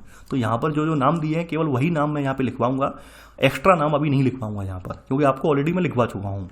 तो यहाँ पर आप लिखेंगे इसमें अगला पॉइंट, थर्ड पॉइंट, यहाँ पर लिख लेना आप कि उष्णकटिबंधीय क्षेत्रों में इसे अलग अलग नामों से जाना जाता है। जैसे एग्जाम्पल इसी में ही भारत के उत्तर पूर्वी राज्यों में इसे जूमिंग या जूम खेती, मध्य अमेरिका और मैक्सिको में इसे मिल्पा, मलेशिया इंडोनेशिया में इसे लादांग कहा जाता है। अब देखिए ये तो आपकी थी आपकी स्थानांतरित कृषि, जूम खेती या स्लैश बर्न, जो आपकी कर्तन और दहन प्रणाली वाली खेती, या फिर आजकालीन निर्वाह कृषि। ठीक है, ये तो आपने पढ़ ली। अब निर्वाह कृषि में दूसरे तरह की जो कृषि आती है उसका नाम है यहाँ पर गहन निर्वाह कृषि। देखिए गहन का मतलब आप समझ गए होंगे कि भाई हमें इससे हर हाल में जो है यहाँ पर ज़्यादा से ज़्यादा अनाज, ज़्यादा से ज़्यादा उपजा जो है ज़्यादा से ज़्यादा उत्पादकता प्राप्त करनी है। ये बात इसमें आपको स्पष्ट हो गई होगी। जैसे नाम के आगे लगा गहन, ठीक है, जो हमारे पास ज़मीन मौजूद है उस पर हमें अच्छी खासी खेती करके और फसल का बहुत ज़्यादा एक बड़ा हिस्सा प्राप्त करना है। तो यहाँ पर हेडिंग डालना गहन निर्वाह कृषि। देखिए इस प्रकार की जो कृषि है वो मानसून एशिया में जो घने बसे हुए देश हैं वहाँ पर की जाती है, यानी कि यहाँ पर ज़्यादा जनसंख्या है। अब जनसंख्या ज़्यादा है तो वहाँ पर लोगों की खाने की ज़रूरतें पूरी करनी है हमें, तो ऐसे में वहाँ पर यही खेती की जाती है। ठीक है, तो आप लिख लेना इस प्रकार की कृषि मानसून एशिया के घने बसे देशों में की जाती है, और ये 2 प्रकार की होती है। ठीक है, अब देखिए इसे मैं सेकंड सब पॉइंट का ए सब पॉइंट में डिवाइड कर रहा हूँ, ध्यान रखना इसे मैं सेकंड सब पॉइंट का इसे जो है ए सब पॉइंट, यहाँ पर मैंने 3 एरो बना दिए हैं इसीलिए। ठीक है, तो इसमें पहली जो है वो पहली खेती है चावल प्रधान गहन निर्वाह कृषि। अब देखिए जैसे कि नाम से ही यहाँ पे लिखा हुआ है, इसमें चावल ही केवल उगाया जाता है। चावल प्रधान का मतलब यही है कि इसमें चावल ही उगाया जाता है। तो यहाँ पर वही बात लिखी हुई है कि भाई गहन निर्वाह का मतलब यही है कि चूंकि मानसून एशिया वाले रीजन में ये खेती की जाती है और एशिया की जनसंख्या सबसे ज़्यादा है, ऐसे में ज़मीन पर दबाव भी होता है, लोगों के हिस्से में कम ज़मीन भी आती है और उन्हें उससे ज़्यादा से ज़्यादा जो है अनाज प्राप्त करना है। तो ऐसे में वो यही गहन निर्वाह कृषि वाली तकनीक अपनाते हैं। तो यहाँ पर आप लिखेंगे इसमें कि अधिक जनसंख्या घनत्व के कारण खेतों का आकार छोटा रहता है, खेतों का आकार छोटा एवं कृषि कार्यों में कृषक का संपूर्ण परिवार लगा रहता है। इसी में सब पॉइंट, इसमें यंत्रों की अपेक्षा मानव श्रम का अधिक महत्व है, यानी यंत्र इसमें इस्तेमाल नहीं होते हैं। इसके अलावा उर्वरता के लिए यानी उर्वरता बनाए रखने के लिए गोबर खाद या फिर हरी खाद का उपयोग किया जाता है। उर्वरता के लिए गोबर खाद एवं हरी खाद का उपयोग किया जाता है। अगला सब पॉइंट इसमें लिख लेना। अब देखिए इसमें जो उत्पादन है, इस कृषि में प्रति इकाई उत्पादन जो है वो अधिक होता है, लेकिन प्रति कृषक उत्पादन कम होता है, यानी किसान के हिसाब से उत्पादन जो है वो कम होता है। क्यों कम होता है? क्योंकि वहाँ पर उसका पूरा परिवार लगा हुआ है। तो परिवार पूरा लगा होने की वजह से मैंने आपको बताया था प्रच्छन्न बेरोजगारी वाली स्थिति वही क्रिएट हो जाती है और इस वजह से इन्हें पर कैंडिडेट जितना वो मिलना चाहिए मुनाफा उतना नहीं मिल पाता है। यानी मान लीजिए एक एकड़ का एक क्षेत्र है, अब 1 एकड़ का क्षेत्र यहाँ पे 2 आदमी जोत सकते हैं, 2 आदमी उसे बो सकते हैं, 2 आदमी उसकी फसल काट सकते हैं, लेकिन वहाँ पर 10 आदमी लगे हुए हैं। तो भाई 1 एकड़ वाला जो है गहन निर्वाह कृषि है, यानी इसी से इन्हें जो अच्छी खासी फसल प्राप्त करनी है। तो यहाँ फसल तो इन्हें प्राप्त हो जाएगी, लेकिन जो अनाज चाह रहे थे उस हिसाब से कि भाई तो वो अनाज उतना नहीं मिल पाएगा लोगों को। समझ रहे होंगे आप बात। तो यहाँ पर आपने वही लिख लिया होगा कि इस कृषि में प्रति इकाई उत्पादन अधिक होता है, लेकिन परंतु प्रति कृषक उत्पादन कम है। आगे बढ़ते हैं। अब देखिए ये तो गहन निर्वाह कृषि का पहला प्रकार हो गया। अब दूसरा प्रकार है, ये तो चावल प्रधान गहन निर्वाह कृषि थी। अब बी आपकी जो है बी हेड सब हेडिंग है, सेकंड सब पॉइंट की बी सब हेडिंग है आपकी, ठीक है।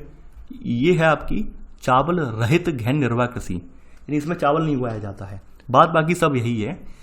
तो आप लोग ये जानते हैं कि भाई मानसून एशिया वाला जो क्षेत्र है ये भौगोलिक कारकों से प्रभावित है। भौगोलिक भिन्नताओं की वजह से यहाँ पर जो है कहीं पर स्थितियाँ सम है, कहीं पर जो है पहाड़ है, पठार है, कहीं पर जलवायु जो अच्छी खासी है, कहीं पर जलवायु जो है बहुत ज़्यादा विषम परिस्थितियों वाली है, मिट्टी भिन्न भिन्न है।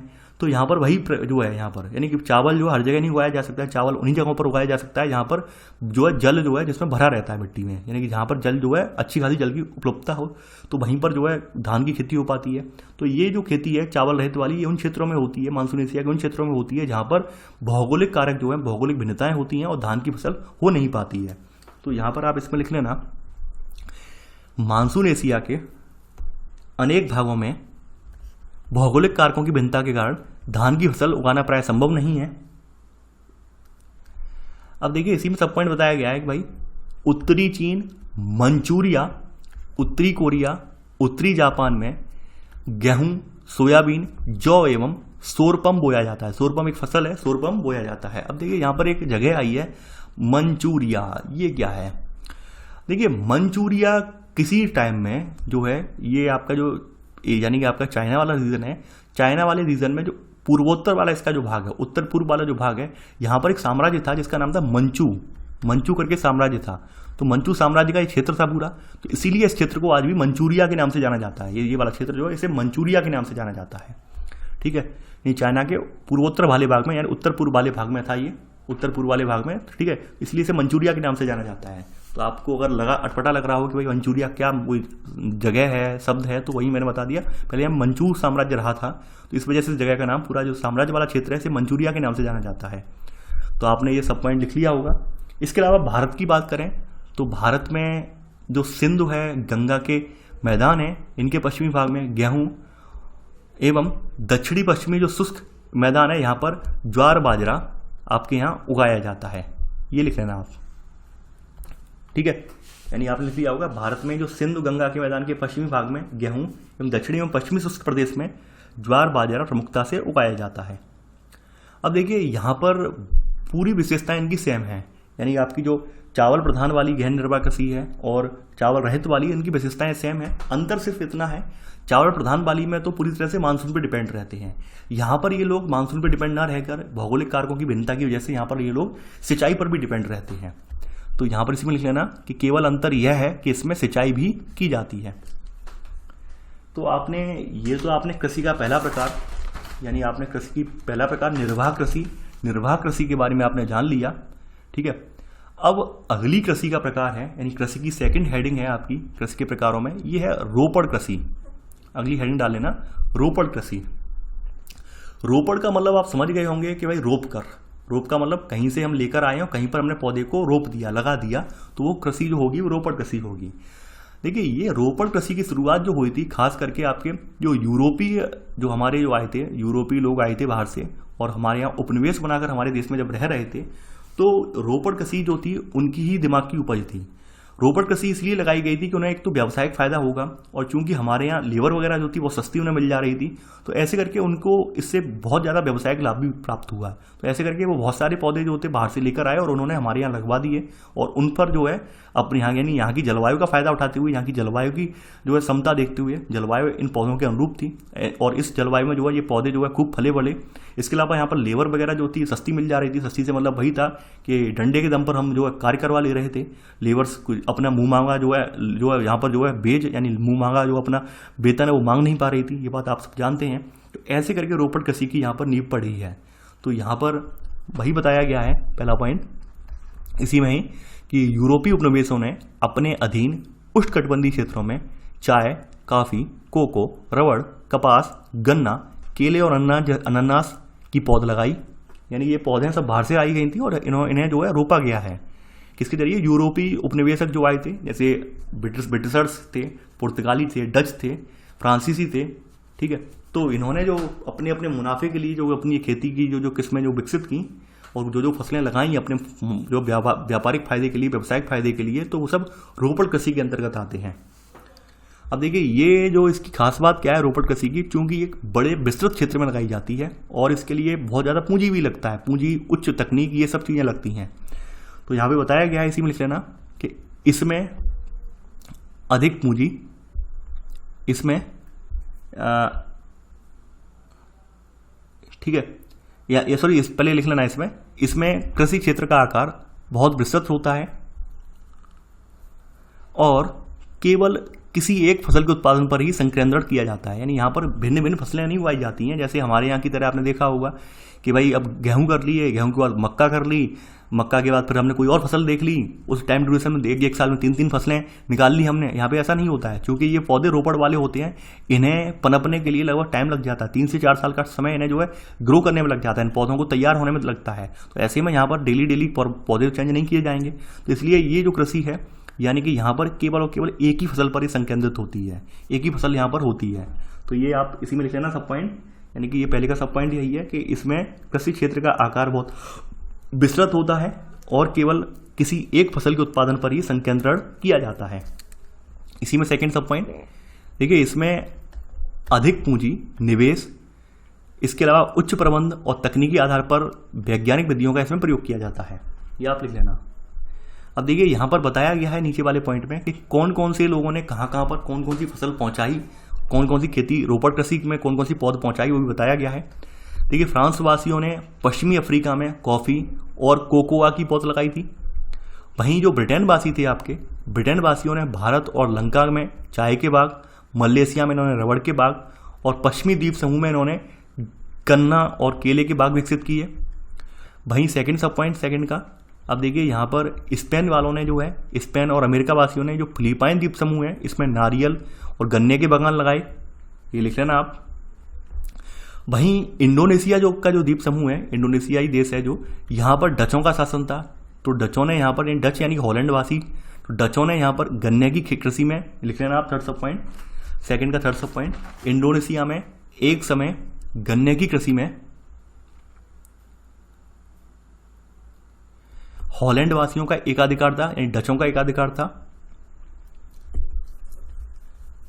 अब देखिए यहीं पर चौथा सब पॉइंट है इसी में, ब्राजील में अभी भी कुछ कॉफी के बागान जिन्हें फैजेंडा कहा जाता है, यूरोप वासियों के नियंत्रण में है। यानी कि ब्राज़ील में आज भी कुछ कॉफ़ी के बागान हैं जिन्हें फाजेंडा कहा जाता है। ये पूछा जाता है काफ़ी बार कि फाजेंडा कहाँ के बागानों को कहा जाता है, तो ये ब्राज़ील के कॉफ़ी के बागान इन्हें फाजेंडा कहा जाता है। ठीक है, तो ऐसे करके आपने रोपड़ कृषि की महत्ता ये सब जान ली, क्या क्या चाहिए, विस्तृत हमें क्षेत्र चाहिए, क्या क्या दशाएं होनी चाहिए, आदर्श दशाएं, कौन किन यानी कहाँ से शुरुआत हुई इसकी, किन लोगों ने ये फसलों को पहुंचाया, कहाँ कहाँ पहुंचाया, वो सब चीज़ें आपने यहाँ पर देख ली हैं। आगे बढ़ते हैं। अब देखिए आपने 2 तरह की कृषि तो देख ली, अब तीसरी तरह की जो कृषि है आपकी ये है विस्तृत वाणिज्य अनाज कृषि। थर्ड हेडिंग आपकी ये है विस्तृत वाणिज्य अनाज कृषि। जैसा कि आप नाम से ही देख पा रहे हैं, नाम से ही संदर्भित हो रहा है कि एक बड़े क्षेत्र में हमें अनाज का उत्पादन करना है। जैसे आपने देखा होगा अमेरिका में गेहूं के खेत हैं, मक्के के खेत हैं, एक बड़े बड़े क्षेत्र हैं, इस तरह के खेत हैं, मशीनों से काम हो रहा है, यानी हजारों हेक्टेयर के खेत हैं जिनमें केवल एक ही फसल खड़ी है। तो ये विस्तृत वाणिज्य खेती का निशान है। यानी आप देख पा रहे हैं कितनी कितनी बड़ी मशीनें हैं। आपको यहाँ पर तो देखने में छोटी लग रही होंगी मशीनें, लेकिन बहुत बहुत बड़ी मशीनें हैं ये।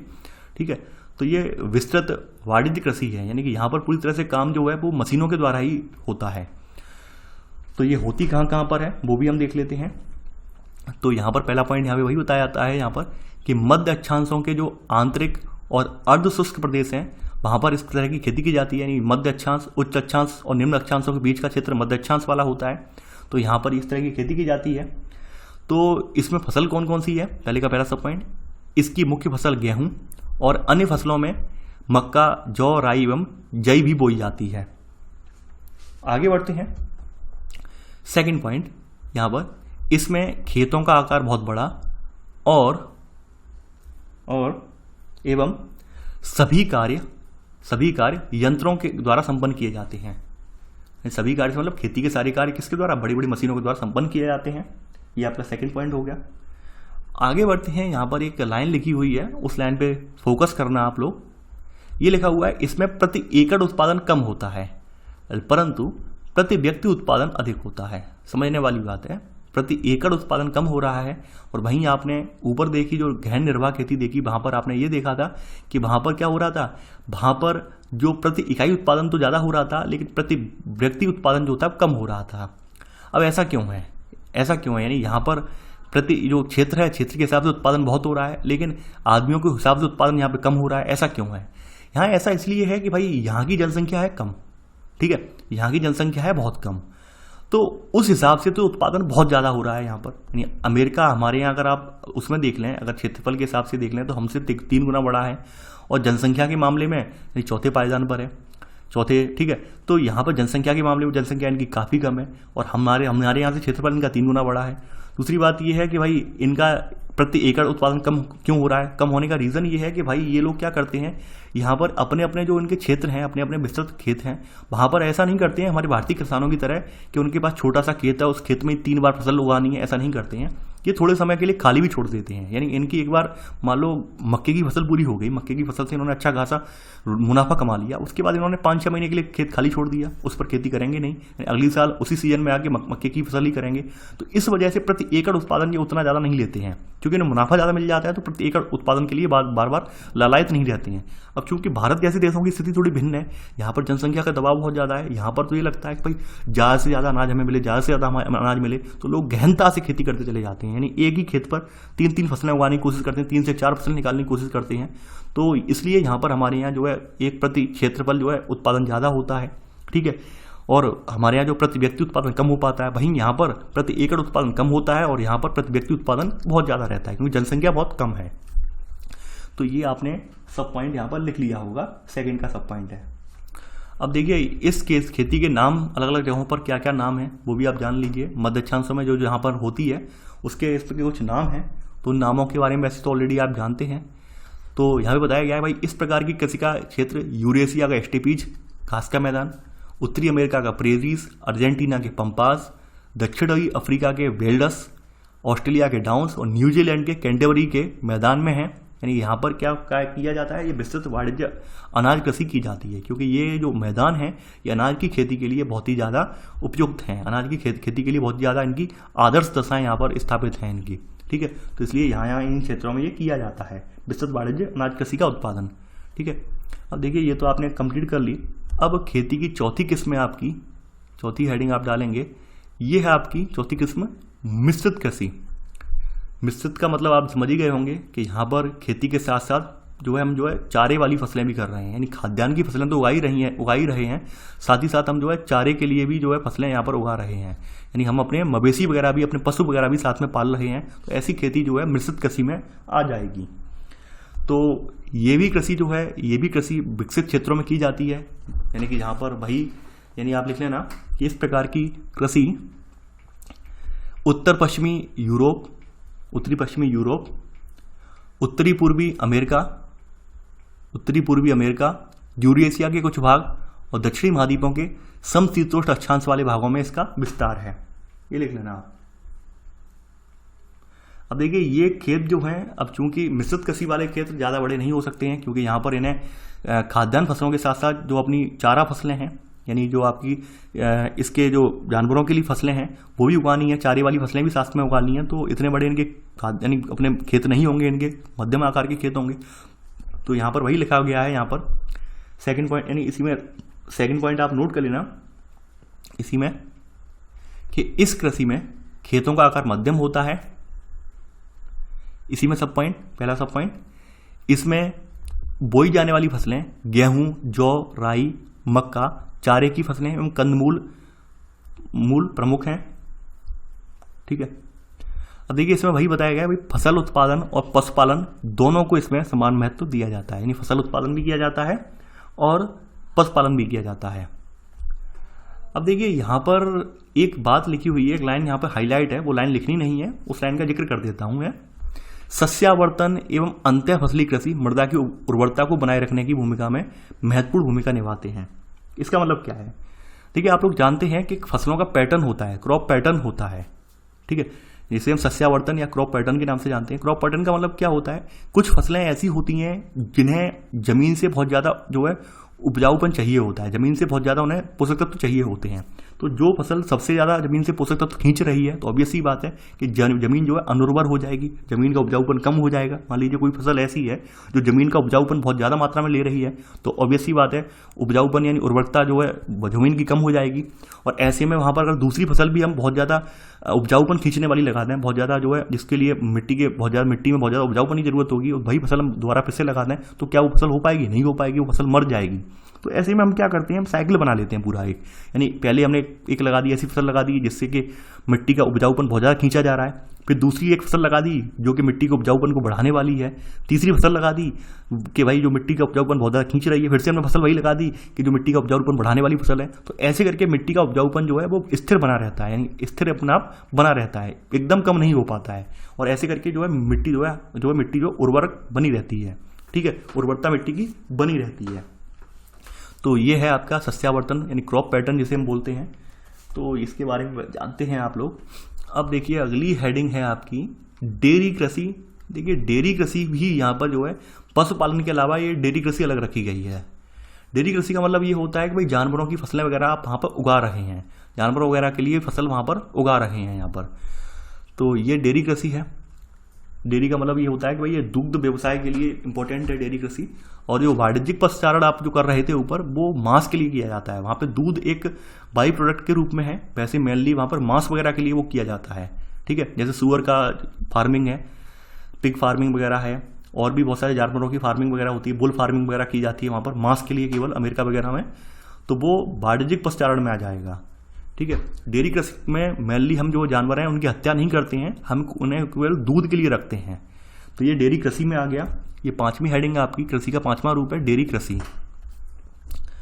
तो यहाँ पर पहला पॉइंट वही लिखाया गया है कि डेयरी व्यवसाय दुधारू पशुओं के पालन पोषण का सर्वाधिक उन्नत एवं दक्ष प्रकार है। अब देखिए यहाँ पर भी वही बात है कि भाई हमें मान लीजिए कोई डेयरी खोलनी है, डेयरी के लिए बजट चाहिए, हमें वहाँ उनका कैसे अरेंजमेंट करना है, जानवरों का कैसे उनके भोजन का इंतजाम करना है, कहाँ पर रहेंगे और जानवर कितने कितने के आएंगे। तो इसमें भी एक अच्छा खासा पूंजी इन्वेस्ट होती है और श्रम भी लगता है। श्रम कैसे लगता है भाई? सुबह शाम इनके लिए अनाज की व्यवस्था करोगे, सुबह शाम इनके लिए चारे के प्रबंध करोगे, इनको जो है इनसे दूध भी निकालोगे, इन जानवरों से दूध निकाल कर मार्केट में बेचोगे भी, वहाँ की साफ सफाई भी करोगे। तो वहाँ पर मेहनत तो लगेगी, ऐसा थोड़ी ना कि बिना मेहनत के काम हो जाएगा। यानी इसमें एक गहन मेहनती कार्य है ये, यानी हम कह सकते हैं गहन श्रम की आवश्यकता भी होती है इसमें। तो यहाँ पर आप इसी में सब पॉइंट लिख लेना, पहले का सब पॉइंट बोल रहा हूं मैं। इसमें लिखेंगे आप, इसमें बहुत अधिक पूंजी एवं गहन श्रम की आवश्यकता होती है। यानी श्रम भी बहुत अच्छा खासा लगता है, यानी गहन श्रम की आवश्यकता होती है, ये आप लिख लेना। इसके अलावा चूंकि डेयरी जो प्रोडक्ट वाले जो पशु होते हैं, इनके में स्वास्थ्य का भी ध्यान रखना पड़ता है, कहीं बीमार ना पड़ जाएंगे। बीमार पड़ जाएंगे तो हो सकता है इनका उत्पाद ग्रहण करने वाले व्यक्ति हैं वो भी बीमार पड़ सकते हैं। तो यहाँ पर पशुओं के स्वास्थ्य, प्रजनन वगैरह इन सब का ध्यान रखा जाता है। तो यहाँ पर आप लिख लेना इसमें सब पॉइंट, पशुओं के स्वास्थ्य, प्रजनन एवं पशु चिकित्सा पर भी ध्यान दिया जाता है। इसके अलावा जो डेयरी कृषि का व्यवसाय है वो खास करके आपके नगरों के समीप बहुत फलता फूलता है, क्योंकि आपने देखा होगा कि बहुत सारे लोग जो होते हैं वो ताज़ा दूध या फिर दूध से बने ताज़े प्रोडक्ट जो है वो लेना पसंद करते हैं। पैक्ड वाले जो प्रोडक्ट आते हैं दूध वगैरह के या और प्रोडक्ट उन्हें लेना पसंद नहीं करते हैं। जैसे दिल्ली वगैरह में देखें आप, दिल्ली वगैरह में देखिए एक तो पैकेट बंद जो प्रोडक्ट हैं वो तो मिलते ही मिलते हैं। इसके अलावा बहुत सारी दिल्ली की जनता है, दिल्ली के आसपास की जनता है, वो डेयरियों से डायरेक्ट दूध लेके आती है, सुबह सुबह अपने सामने निकलवाती है और सामने आंखों के सामने लेकर आती है। तो डेयरी कृषि का कार्य जो है ये कहाँ का बताया गया है, ये नगरीय या औद्योगिक केंद्रों के समीप किया जाता है, क्योंकि ये क्षेत्र ताज़ा दूध और अन्य डेयरी उत्पाद के अच्छे बाजार होते हैं। अब देखिए इसके अलावा भी बहुत सारी टेक्निक है, मॉडर्न टेक्निक हैं, जैसे पॉस्चराइजेशन है, प्रशीतकों का उपयोग है, जिसके जरिए इसको रिफाइन करके, संशोधित करके इसको पैकेट में भर दिया जाता है दूध को। तो ये सब भी होता है, लेकिन मेनली डेयरी व्यवसाय जो है, डेयरी व्यवसाय का उद्देश्य ही होता है ताज़ा दूध प्रोवाइड करवाना। तो यहाँ पर आपने सेकंड पॉइंट केवल लिख लिया होगा। अब देखिए यहाँ पर जो वाणिज्य रूप से, कॉमर्शियल रूप से डेयरी जो क्षेत्र है वो भी 3 भागों में बटा हुआ है। तो यहाँ पर तीसरा पॉइंट आप लिखेंगे यहाँ पर, वाणिज्य डेयरी कृषि इसके 3 प्रमुख क्षेत्र हैं। कौन कौन से क्षेत्र हैं? इसमें सबसे बड़ा क्षेत्र जो है वो उत्तरी पश्चिमी यूरोप का क्षेत्र है, ठीक है। यानी सबसे बड़ा जो क्षेत्र आपने ऊपर देखा जो प्रेरीज वाला, जो है कौन सा बोल रहा हूँ मैं, उत्तर पश्चिमी यूरोप वाला है, यानी कि जो स्टेपीज वाला है, प्रेरीज तो उत्तरी अमेरिका वाला है, ठीक है। स्टेपीज वाला क्षेत्र है वो सबसे बड़ा क्षेत्र है। दूसरा है यहाँ पर कनाडा, और दूसरा है कनाडा वाला, इसी में सब पॉइंट दूसरा कनाडा वाला है। तीसरा क्षेत्र न्यूजीलैंड, दक्षिणी पूर्वी ऑस्ट्रेलिया और तस्मानिया वाला है। ये थर्ड पॉइंट में आप लिख लेना। ये विस्तृत जो है आपके डेयरी क्षेत्र है, यानी वाणिज्य डेयरी क्षेत्र ये बोले जाते हैं 3। इसमें सबसे बड़ा कौन सा है? पश्चिमी यूरोप वाला क्षेत्र है, उत्तरी पश्चिमी यूरोप वाला क्षेत्र है ये, ठीक है। मैप में हुआ ये वाला क्षेत्र है, ठीक है, स्टेपीज वाला क्षेत्र है। तो ये दिया हुआ है यहाँ पर सबसे बड़ा क्षेत्र। आगे बढ़ते हैं। अब देखिए अगली खेती जो है आपकी, अभी तक आपने 5 तरह की खेती किसमें पढ़ ली। अब 6वें नंबर की जो खेती है, यानी 6वें नंबर की खेती है, ये है भूमध्य सागरीय कृषि। देखिए भूमध्य सागरीय कृषि का मतलब ये है कि ये जो खेती है ऐसी जगहों पर की जाती है जहाँ पर भूमध्य सागरीय जलवायु पाई जाती है।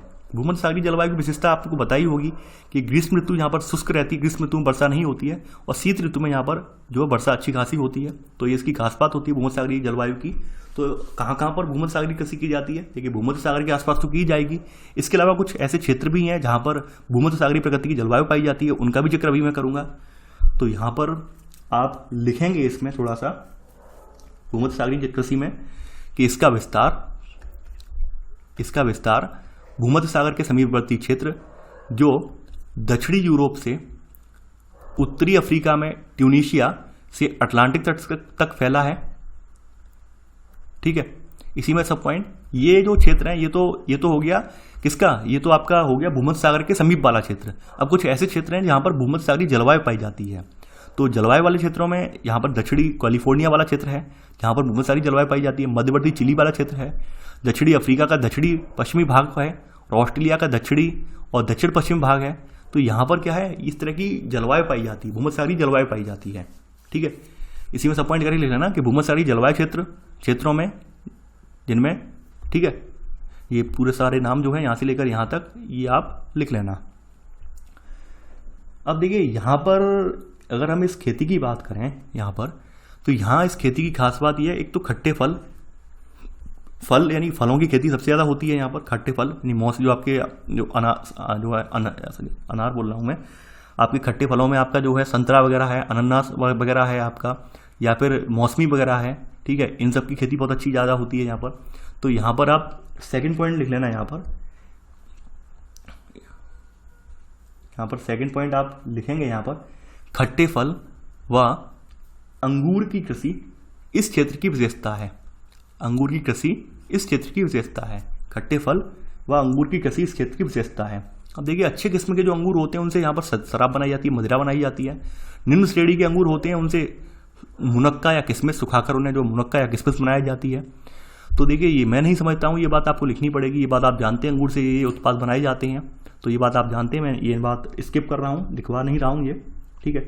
आगे बढ़ते हैं। इसके अलावा यहाँ पर कुछ आपके ड्राई फ्रूट्स वगैरह भी उगते हैं, जैसे अंजीर है। इसके अलावा जैतून का तेल आपने देखा होगा, बच्चों की मालिश वगैरह करने के लिए गर्म होता है बहुत ज़्यादा, तो जैतून वगैरह का तेल भी यहाँ, जैतून के वगैरह के वृक्ष भी पाए जाते हैं जिनसे जैतून का तेल जो प्राप्त किया जाता है। अंजीर जो है आपकी एक ड्राई फ्रूट है, ठीक है। तो यहाँ पर आप इसी में लिख लेना, अंजीर एवं जैतून भी यहाँ उत्पन्न होता है। इसके अलावा इसका तीसरा महत्व ये है कि भाई शीत ऋतु में जब यूरोप में और उत्तरी अमेरिका में जो है हरी सब्जियों की किल्लत होती है, उस समय हरी सब्जियों की सप्लाई जो है वो आपके भूमध्य सागरीय जलवायु वाले क्षेत्रों से ही की जाती है। तो थर्ड पॉइंट ऐसे लिखेंगे यहाँ पर, शीत ऋतु में यूरोप एवं यूएसए में फलों सब्जियों की आपूर्ति इसी क्षेत्र से की जाती है, ठीक है। ये आपका थर्ड पॉइंट हो गया। तो ये तो भाई थी आपकी भूमध्य सागरीय जलवायु, भूमध्य सागरीय कृषि थी आपकी, आपने कवर कर ली यहाँ पर। अब अगली जो खेती है ये वैसे तो है हॉर्टिकल्चर में आ जाती है, हॉर्टिकल्चर, ठीक है। हॉर्टिकल्चर में ही आपका ये पूरा आ जाता है, यानी कि बाज़ारों के लिए, ठीक है, बाज़ारों के लिए यहाँ पर सब्जी उगाना या फिर हम फूलों की खेती करना, फ्लोरिकल्चर वगैरह इसी में ही आ जाता है। उद्यान कृषि वगैरह इसी में आ जाती है, हॉर्टिकल्चर में आ जाता है पूरा ये। तो यहाँ पर अगली हेडिंग है, 7वीं हेडिंग है हॉर्टिकल्चर के तहत, यही वाली कि बाजार के लिए सब्जी खेती एवं उद्यान कृषि। 7वें प्रकार की कृषि है बाजार के लिए सब्जी खेती एवं उद्यान कृषि। ये क्या होती है? अब देखिए इसमें इसकी खास बात क्या है, यानी कि इस प्रकार की कृषि में लिख लेना, इसमें अधिक मुद्रा मिलने वाली फसलें जैसे सब्जियां हैं, फल और पुष्प ये लगाए जाते हैं। अब देखिए इसमें विशेषता ये है, इस कृषि में खेतों का आकार छोटा होता है और इसके अलावा जो है खेत अच्छे यातायात साधनों के द्वारा नगरीय केंद्रों से जुड़े रहते हैं जहां ऊंची आयु वाले उपभोक्ता रहते हैं। यानी कि ये जो है सबसे खास बात क्या है कि भाई ये जो ट्रांसपोर्टेशन है इनका बहुत अच्छा होता है, यानी कि अच्छे यातायात साधनों के द्वारा नगरीय केंद्रों से जुड़े रहते हैं जहां पर अच्छी खासी आमदनी वाले उपभोक्ता रहते हैं, ठीक है। देखिए यहाँ पर भी बताया गया है कि यहाँ पर भी गहन श्रम की आवश्यकता इसमें भी होती है, यानी इतना आसान व्यवसाय नहीं है। सेकंड पॉइंट लिख लेना, इसमें गहन श्रम एवं अधिक पूंजी की आवश्यकता भी होती है इसमें, इसी में सब पॉइंट। इसके अतिरिक्त यहाँ पर इसमें कुछ विधियाँ हैं उनका प्रयोग किया जाता है, जैसे सिंचाई है, उर्वरक है, अच्छी किस्म के बीज, कीटनाशी। इसके अलावा हरित गृह, यानी कहीं कहीं पर जो है ये बिना मिट्टी के भी खेती की जाती है। हाइड्रोपोनिक्स विधि जिसे हम बोलते हैं, हाइड्रोपोनिक्स विधि में जो है मिट्टी की जरूरत नहीं होती है, डायरेक्ट जो है पौधों की जड़ों में, जैसे हमारे अंदर फिर से एग्जांपल लेता हूँ मैं यहाँ पर। जैसे आपने देखा होगा कि हम में से कोई व्यक्ति अगर बीमार पड़ जाता है तो आपने देखा होगा उसकी नसों में जो है ड्रिप लगाकर जो है उसको जिंदा रखा जाता है, नसों में ड्रिप लगाकर उसे जो है पोषक तत्व दिए जाते हैं ड्रिप के जरिए। तो उसी प्रकार से जो हाइड्रोपोनिक्स विधि होती है, जो कि आपके कृत्रिम ताप गृह वगैरह जो होते हैं या फिर जो शीत क्षेत्र वगैरह होते हैं जहाँ पर जो है शीशा बंद क्षेत्र होते हैं वहाँ पर खेती की जाती है। तो हाइड्रोपोनिक्स के जरिए ये होता है कि डायरेक्ट उत्पाद जो है पोषक तत्व जो है पौधे की जड़ों में पहुँचा दिए जाते हैं, और पौधे में जड़ों में पहुँचाने के लिए पूरा पाइपिंग सिस्टम रहता है यहाँ पर, यानी उसी पाइप के जरिए मिलते रहते हैं और यहाँ पर किसी प्रकार की मिट्टी की जरूरत यहाँ पर नहीं होती है। अगर आप देख पाएँ तो YouTube पर आपको ये देखने को मिल जाएगा, तो यहाँ पर आप इसी में लिख लेना। और ऐसे करके इस तरह की जो खेती है वो खास करके जापान वगैरह यानी कि जो विकसित देश है उनमें ज़्यादा हो रही है, यानी पूरा ग्रीन हाउस बनाकर उसी में खेती करते हैं, तो वहाँ पर ये खेती बहुत ज़्यादा हो रही है ये। तो आपने ये तो नोट कर लिया है।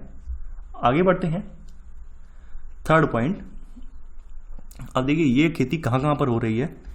देखिए इस प्रकार की कृषि उत्तर पश्चिमी यूरोप, यूएसए के उत्तर पूर्वी भाग और भूमध्य सागरीय प्रदेश में अधिक विकसित है। इसके अलावा यहाँ पर एक चौथा पॉइंट है, यहाँ पर सॉरी चौथा नहीं, थर्ड का सब पॉइंट। नीदरलैंड जो देश है, नीदरलैंड फूलों की खेती के लिए प्रसिद्ध है, और नीदरलैंड में फूल है जिसका नाम है ट्यूलिप की खेती के लिए नीदरलैंड काफ़ी ज़्यादा प्रसिद्ध है, क्योंकि ये इसको जो है एक्सपोर्ट करता है बाहर के देशों में, यहाँ भेजता है ये। तो यहाँ पर थर्ड का सब पॉइंट आप लिख लेना, नीदरलैंड पुष्प उत्पादन में ट्यूलिप की खेती में विशिष्टीकरण रखता है। ट्यूलिप एक फूल है, तो ट्यूलिप की खेती में ये विशिष्टीकरण रखता है। ठीक है,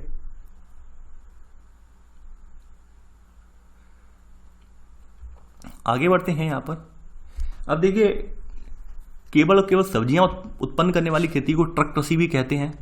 चौथा पॉइंट आप लिख लेना, जिन प्रदेशों में केवल सब्जियां पैदा करते हैं, ठीक है, इसको क्या कहा जाता है? ट्रक कृषि कहा जाता है। जिन प्रदेशों में कृषक केवल सब्जियां पैदा करता है, इसको केवल ट्रक कृषि कहा जाता है। आगे बढ़ते हैं। दूसरा है यहाँ पर कारखाना कृषि, इसी में ही आ जाता है। सॉरी, 5वां पॉइंट आएगा आपका। 5वां पॉइंट आप लिख लेना यहाँ पर, इसी में ही कि यहाँ पर 5वां पॉइंट में कारखाना कृषि में पशुधन पाला जाता है, जिनमें विशेषतः गाय, बैल एवं कुक्कुर ये होते हैं। ठीक है, ये आपने लिख लिया होगा। देखिए, कुक्कुर का मतलब आपके जो पोल्ट्री फार्म है, यानी मुर्गी पालन वगैरह है, उसे कुक्कुर या कुक्कुट भी कहा जाता है। ठीक है, अब चलिए आगे बढ़ते हैं। अब देखिए, यहाँ पर 2 प्रकार की खेती और बताई गई है, और वो 2 प्रकार जो हैं आपके, वो थोड़े अलग प्रकार हैं, यानी कि ये कृषि संगठन के आधार पर इनका वर्गीकरण किया गया है। तो देखिए, यहाँ पर आप चाहे पेज को ब्रेक कर देना इस तरह से, तो पेज ब्रेक कर देंगे तो आप समझ जाएंगे कि ये टॉपिक इसी का तो है, लेकिन कुछ इसमें यहाँ पर डिफरेंस है, यानी जो हम लिख रहे हैं उसमें उससे कुछ डिफरेंस है। तो ये 2 प्रकार जो हैं, ये 2 प्रकार हैं, सहकारी कृषि और सामूहिक कृषि वाले प्रकार हैं। ये अलग प्रकार हैं, संगठन के आधार पर से कृषि को हमने डिवाइड किया है। तो यहाँ पर आप इसी में लिख लेना आप कि कृषि करने वाले संगठन के आधार पर भी कृषि के प्रकारों का वर्गीकरण किया जा सकता है। ये कृषि करने वाले संगठन है, इनके आधार पर भी हम कृषि का वर्गीकरण कर सकते हैं। तो इनमें कौन कौन सी कृषि है वो भी देख लेते हैं। यहाँ पर पहली कृषि है सहकारी कृषि, यानी कि कोऑपरेटिव जो है फार्मिंग, या फिर जो है कोऑपरेटिव जो एग्रीकल्चर वाली जो प्रणाली है, सहकारी कृषि वो वाली है। तो यहाँ पर देखिए, सहकारी वाला कॉन्सेप्ट आप पहले से पढ़कर आए हैं कि यहाँ पर क्या होता है कि भाई अपने आसपास के किसान जो होते हैं, वो मान लीजिए कोई विशिष्ट उद्देश्य या विशिष्ट फसल है, उसके लिए एक यानी कि एक पूरा ग्रुप बना लेते हैं, एक संस्था बना लेते हैं, और संस्था बनाकर अपने अपने जो संसाधन है, संसाधनों का जो है आदान प्रदान करते हैं, संसाधनों का एक दूसरे के साथ इंटरचेंज करते हैं, और जो लाभ या मुनाफा होता है उसे जो है अपने बाद में अपने आप में सब लोगों में जो टीम होती है, उनकी संस्था होती है, उसमें बांट दिया जाता है। तो ऐसे करके इसमें लाभ ये होते हैं 2 तरह से। एक तो लाभ यहाँ पर ये होता है कि भाई, जैसे एक एग्जाम्पल ले लेता हूँ मैं यहाँ पर, तब मैं अच्छे से समझाऊंगा यहाँ पर कि मान लेते हैं एक इलाके में जो आपका सेब होता है, सेब उगाने वाले जो है बागान वाले हैं यहाँ पर। ठीक है, यानी कि मान लेते हैं कि यहाँ पर एक क्षेत्र में, पूरा एक जिले में 10 ऐसे लोग हैं, 10 ऐसे व्यापारी हैं, 10 ऐसे लोग हैं जो केवल सेब की खेती करते हैं। तो इन्होंने क्या किया कि भाई इनमें से मान लीजिए कोई एक जो है कमजोर है, या फिर 2 ऐसे व्यक्ति हैं जिनके पास जो संसाधन चाहिए होते हैं वो संसाधन है नहीं, बाद बाकी के जो बड़े बड़े लोग हैं उनके पास संसाधन है, और बड़े लोगों के पास भी कुछ चीज़ें ऐसी हैं जो छोटे लोगों के पास मौजूद है लेकिन इनके पास नहीं है। तो इन्होंने क्या किया, अपनी एक पूरा संस्था बना ली, यानी पूरा एक सोसाइटी बना ली, और सोसाइटी के तहत इन्होंने क्या किया कि इन्होंने लोन वगैरह निकाल लिया पूरा उस क्षेत्र के हिसाब से। लोन वगैरह निकालने के बाद अपने अपने जो क्षेत्र हैं उसमें उसके लिए उपकरण खरीद लिए। तो उपकरण जो है 10 के 10 किसान जो हैं उन उपकरणों को यूज कर सकते हैं। यहाँ पर ऐसा थोड़ी ना किसी एक का स्वामित्व, तो कोई भी इसे यूज कर सकता है। तो ऐसे करके इनका काम भी चल जाएगा, और दूसरी बात यह है कि इन पर किसी पर अतिरिक्त बर्डन भी नहीं पड़ेगा, अतिरिक्त जो है यहाँ पर बोझ भी नहीं पड़ेगा, और आराम से इनकी खेती भी हो जाएगी। तो ऐसी खेती जो है सहकारी खेती कही जाएगी। देखिए, सहकारी खेती में सबसे बड़ी बात यहाँ पर एक निकल के और आती है कि सहकारी खेती में कहीं ना कहीं नियम कानून थोड़े होते हैं, यानी कि यहाँ पर हम नियम कानूनों के अकॉर्डिंग थोड़ा चल रहे हैं, थोड़ा संवैधानिक रूप से चल रहे हैं, यानी जो संवैधानिक रूप से सहकारी वाला जो कॉन्सेप्ट है इसे अपना रहे हैं। यहाँ पर जो संस्थाएं बनाई जाएंगी वो एक रजिस्टर्ड सोसाइटी के तहत रजिस्टर्ड होती हैं। उसके अलावा जो सोसाइटी में रजिस्टर्ड हो जाती है, उसके बाद क्या होती है, गवर्नमेंट वगैरह भी इन्हें अनुदान देती है, गवर्नमेंट वगैरह भी इन्हें जो है छूट वगैरह देती है, तमाम सब्सिडी वगैरह प्रोवाइड करवाती है। तो ऐसे करके इन्हें जो है लाभ मिल जाता है। लेकिन यहाँ पर वही चीज़ निकल के आती है, इनका उद्देश्य हित जो है समान होने चाहिए। जैसे मान लीजिए एक क्षेत्र के किसान हैं, किसी एक मैंने बताया जैसे सेब की खेती करने वाले लोग हैं, ऐसी करके जैसे अगर हम आपके थोड़े से जाएँ, आपके जो है पूर्वी यूपी में जाएं, तो पूर्वी यूपी में अगर देखते हैं कहीं कहीं पर अफीम की खेती होती है। अफीम की खेती होती है, आप जानते हैं अफीम के बारे में, ओपीएम। ठीक है, तो अफीम की खेती के लिए भी उनके सहकारी संघ बना दिए हैं इसी तरह के। अफीम की खेती करने वाले जैसे जिले हैं, जैसे गाजीपुर है आपका, तो ऐसे ही कुछ जिलों में क्या कर दिया है उन्होंने, सहकारी कृषि की जो है अफीम के लिए चिन्हित करके उन्हें जो जो लोग करते हैं उनका एक जो है सहकारी संघ बना दिया है। ठीक है, तो उन्हें गवर्नमेंट जो है अनुदान वगैरह देती है, उन्हें जो धनराशि वगैरह देती है, तो उसका प्रयोग जो है वो लोग उनकी जो जो यूनियन पूरी बनी हुई है, संस्था बनी हुई है, उस संस्था के अकॉर्डिंग वो लोग उस रिसोर्सेज का इस्तेमाल करते हैं और बाद बाकी सारे लोग जो मिलकर जो उन्हें मुनाफा होता है बाद में वो बांट लेते हैं। तो ये इस तरह से सहकारी वाला कॉन्सेप्ट यहाँ पर चलता है। तो यहाँ पर वही लिख लेना पहला पॉइंट कि जब कृषकों का एक समूह अपनी कृषि से अधिक लाभ कमाने के लिए स्वेच्छा से एक सहकारी संस्था बनाकर कृषि कार्य संपन्न करे उसे सहकारी कहते हैं, सहकारी कृषि कहते हैं। अब देखिए यहाँ पे गवर्नमेंट वगैरह सहायता देती है। अब ये बात आप ऑलरेडी जानते हैं, सहकारी का कॉन्सेप्ट बहुत अच्छे से मैंने बताया भी है आपको जब पढ़ाया था मैंने पॉलिटी। तो ये स्टार्ट कहाँ से हुआ सहकारी का कॉन्सेप्ट? ठीक है, सहकारी वाला आंदोलन जो है एक शताब्दी पूर्व ये प्रारंभ हुआ था और ये पश्चिमी यूरोप के डेनमार्क, नीदरलैंड, बेल्जियम, स्वीडन और इटली में इसे खासा सफलता मिली। डेनमार्क में सबसे ज़्यादा सफलता मिली, यानी डेनमार्क में जो सहकारी वाला आंदोलन है सर्वाधिक सफल था और यहाँ पर व्यावसायिक रूप से, व्यावहारिक रूप से यहाँ का हर एक किसान इस आंदोलन का सदस्य बन गया, सहकारी आंदोलन से जुड़ गया और इसका सदस्य बन गया। ठीक है, ये सेकंड का सब पॉइंट हो गया। तो ये सहकारी वाली हो गई। देखिए सहकारी में एक बात मैंने बताई, क्या बताई, ये नियम कानून इसके बन जाते हैं, यानी संस्थाएं जो पंजीकृत होती हैं उनके कुछ नियम कानून होते हैं। अब भाई एक खेती आ गई भाई सामूहिक खेती, सामूहिक कृषि। अब देखिए सामूहिक कृषि के लिए हम एक बात एक मान लेते हैं कि भाई एक पिता है और उन पिता के 5 बेटे हैं, उन पिता के 5 बेटे हैं। अब पिता ने आदेश दे दिया कि भाई आपको इस खेत में गेहूं की फसल करनी है, तो 5 बेटे जाके लग गए, खेती करने लगे, सामूहिक रूप से खेती कर रहे हैं। जो उन्हें मिलेगा सब में अपने आपस में बांट लेंगे। अब यहाँ पर उन्हें ना तो कोई भारी सहायता मिलेगी, भारी से मतलब सरकारी सहायता तो मिलने वाली नहीं है। ठीक है, और यहाँ पर सरकारी सहायता ना मिलने के अकॉर्डिंग बाद भी यहाँ पर जो सामूहिक कृषि है, सामूहिक कृषि में आदेश किसने दिया था? इनके पिता ने दिया था, यानी पिता यहाँ पर नियंत्रण कर रहे हैं, पिता इन्हें आदेश देंगे, पिता ही यहाँ पर फसल बेचेंगे, खरीदेंगे। तो ये जो पद्धति है ये सामूहिक कृषि कहलाएगी। तो सामूहिक कृषि वाला कॉन्सेप्ट जो है ये आपका रसिया से शुरू हुआ है, क्योंकि रसिया में अमीर गरीब की खाई मिटाने के लिए जो वहाँ पर पूंजीपतिवाद था, पूंजीवाद को मिटाने के लिए समाजवाद वाली अवधारणा ये अपनाई गई। तो इसके तहत क्या किया गया था, जो बड़े बड़े कृषक थे उनसे जमीनें छीन कर सब में बराबर बांट दी गई कि आप यहाँ पर सामूहिक खेती करेंगे और जो उत्पादन होगा उसे आप राज्य को सौंपेंगे और राज्य फिर पुनः इसे डिस्ट्रीब्यूट करेगा। तो उसका नतीजा ये निकल के आया कि भाई चूंकि सरकारी जब संपत्ति थी, सरकार इसमें करवा रही थी और सामूहिक रूप से करवा रही थी, तो तमाम लोगों ने यहाँ पर जो बेहतर कर सकते थे, अच्छी कृषि कर सकते थे, उन्होंने भी यहाँ पर मक्कारी की और फसलों में जो है यहाँ पर तमाम सरकार को घाटा भी हुआ। एंड में ये सामूहिक कृषि वाली प्रणाली जो थी बाद में फिर बंद भी कर दी गई, सक्सेसफुल नहीं हो पाई तो बंद कर दी गई। तो यहाँ पर इसके बारे में देखिए मैं ऑलरेडी क्लास 9th जो हिस्ट्री पढ़ाई है वहाँ पर मैंने डिटेल में बताया भी है सहकारी कृषि के यानी सामूहिक कृषि के बारे में। तो यहाँ पर आप सामूहिक कृषि हेडिंग डाल लेना इसी में। अब इसी में देखेंगे यहाँ पर सामूहिक कृषि में अगला पॉइंट, पहला पॉइंट कि कृषि का यह प्रकार पूर्व सोवियत संघ में प्रारंभ हुआ था। यहाँ कृषि की दशा सुधारने और उत्पादन में वृद्धि और आत्मनिर्भरता प्राप्ति के लिए सामूहिक कृषि प्रारंभ की गई और इस प्रकार की कृषि को वहाँ पर क्या नाम दिया गया?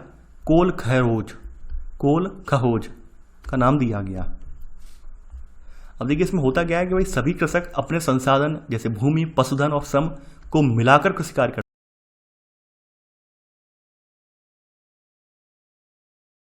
चलिए अब अगला व्यवसाय हम देखेंगे खनन। तो अगली हेडिंग आप डाल लीजिए खनन। देखिए आप सभी लोग जानते हैं कि खनन भी हमारा एक प्राथमिक व्यवसाय है, प्राथमिक क्रिया है और खनन का कार्य जो है कोई आज से नहीं हो रहा है। खनन हमारी मानव इतिहास की आरंभिक अवस्थाओं में खनन हमें देखने को मिला है और खनन का ही परिणाम आप देख रहे होंगे कि तमाम तरह की आप जो धातुओं वाले युग रहे, ताम्र युग रहा, कांस्य युग रहा, लौह युग आया, तो वो खनन का ही परिणाम थे। तो खनन ऐसा नहीं आज से हम देख रहे हों। तो यहाँ पर वही पॉइंट पहला बताया गया है कि भाई मानव विकास के इतिहास में खनिजों की खोज हुई और कई अवस्थाएं देखी गई जैसे ताम्र युग, कांस्य युग और लौह युग। देखिए पहले के समय की बात करें तो पहले केवल और केवल जो धातुएं थी, यानी खनिजों का उपयोग केवल और केवल किसके लिए किया जाता था? औजार बनाने के लिए किया जाता था, बर्तन बनाने के लिए किया जाता था और हथियार बनाने तक ही सीमित था। लेकिन जैसे ही औद्योगिक क्रांति हुई, औद्योगिक क्रांति के उपरांत केवल इसका उपयोग केवल हथियार या औजार बनाने के लिए नहीं हुआ, इसका उपयोग विभिन्न कामों के लिए हुआ। यानी कहीं ना कहीं इसका महत्व और बढ़ गया, खनन का महत्व जो था और बढ़ गया, खनिजों का महत्व दिनों दिन और बढ़ गया। तो यहाँ पर इसी में सब पॉइंट लिख लेना। ये देखिए सेकंड पॉइंट बना लेना इसे सेकंड, कि इसका विकास औद्योगिक क्रांति के पश्चात ही संभव हुआ और निरंतर इसका महत्व बढ़ता रहा है। तो ये तो आपने खनन के बारे में जान लिया। अब खनन कितने प्रकार का होता है वो भी हम देख लेते हैं। देखिए, खनन को प्रभावित करने वाले कारक हैं वो इतना इंपॉर्टेंट नहीं है, जैसे भौतिक कारक हैं, जैसे निक्षेप की गुणवत्ता वगैरह है, खनन की गुणवत्ता है। आर्थिक कारकों में उनको खनन को निकालने की लागत वगैरह है, ठीक है, तकनीकी वगैरह ये सब आ जाता है, इतना ज़्यादा इंपॉर्टेंट नहीं है हमारे लिए। अब खनन की विधियाँ कौन कौन सी हैं वो हम देखेंगे, ठीक है। अगली हेडिंग डाल लेना, सब हेडिंग इसी में, खनन की विधियाँ। देखिए, खनन की विधियों की अगर हम बात करें तो यहाँ पर उपस्थिति यानी बताई गई है, उपस्थिति की अवस्था एवं अयस्क की प्रकृति के आधार पर हम खनन को दो प्रकार से विभाजित कर सकते हैं। दो प्रकार कौन कौन से हैं इसके? तो यहाँ पर पहला प्रकार है आपका, यहाँ पर लिख लेना पहला पॉइंट, ठीक है। उपस्थिति की अवस्था एवं अयस्क की प्रकृति के आधार पर खनन को हम दो प्रकार विभाजित कर सकते हैं। पहला वाला यहाँ पर है आपका, पहली हेडिंग इसी में है, धरातलीय खनन।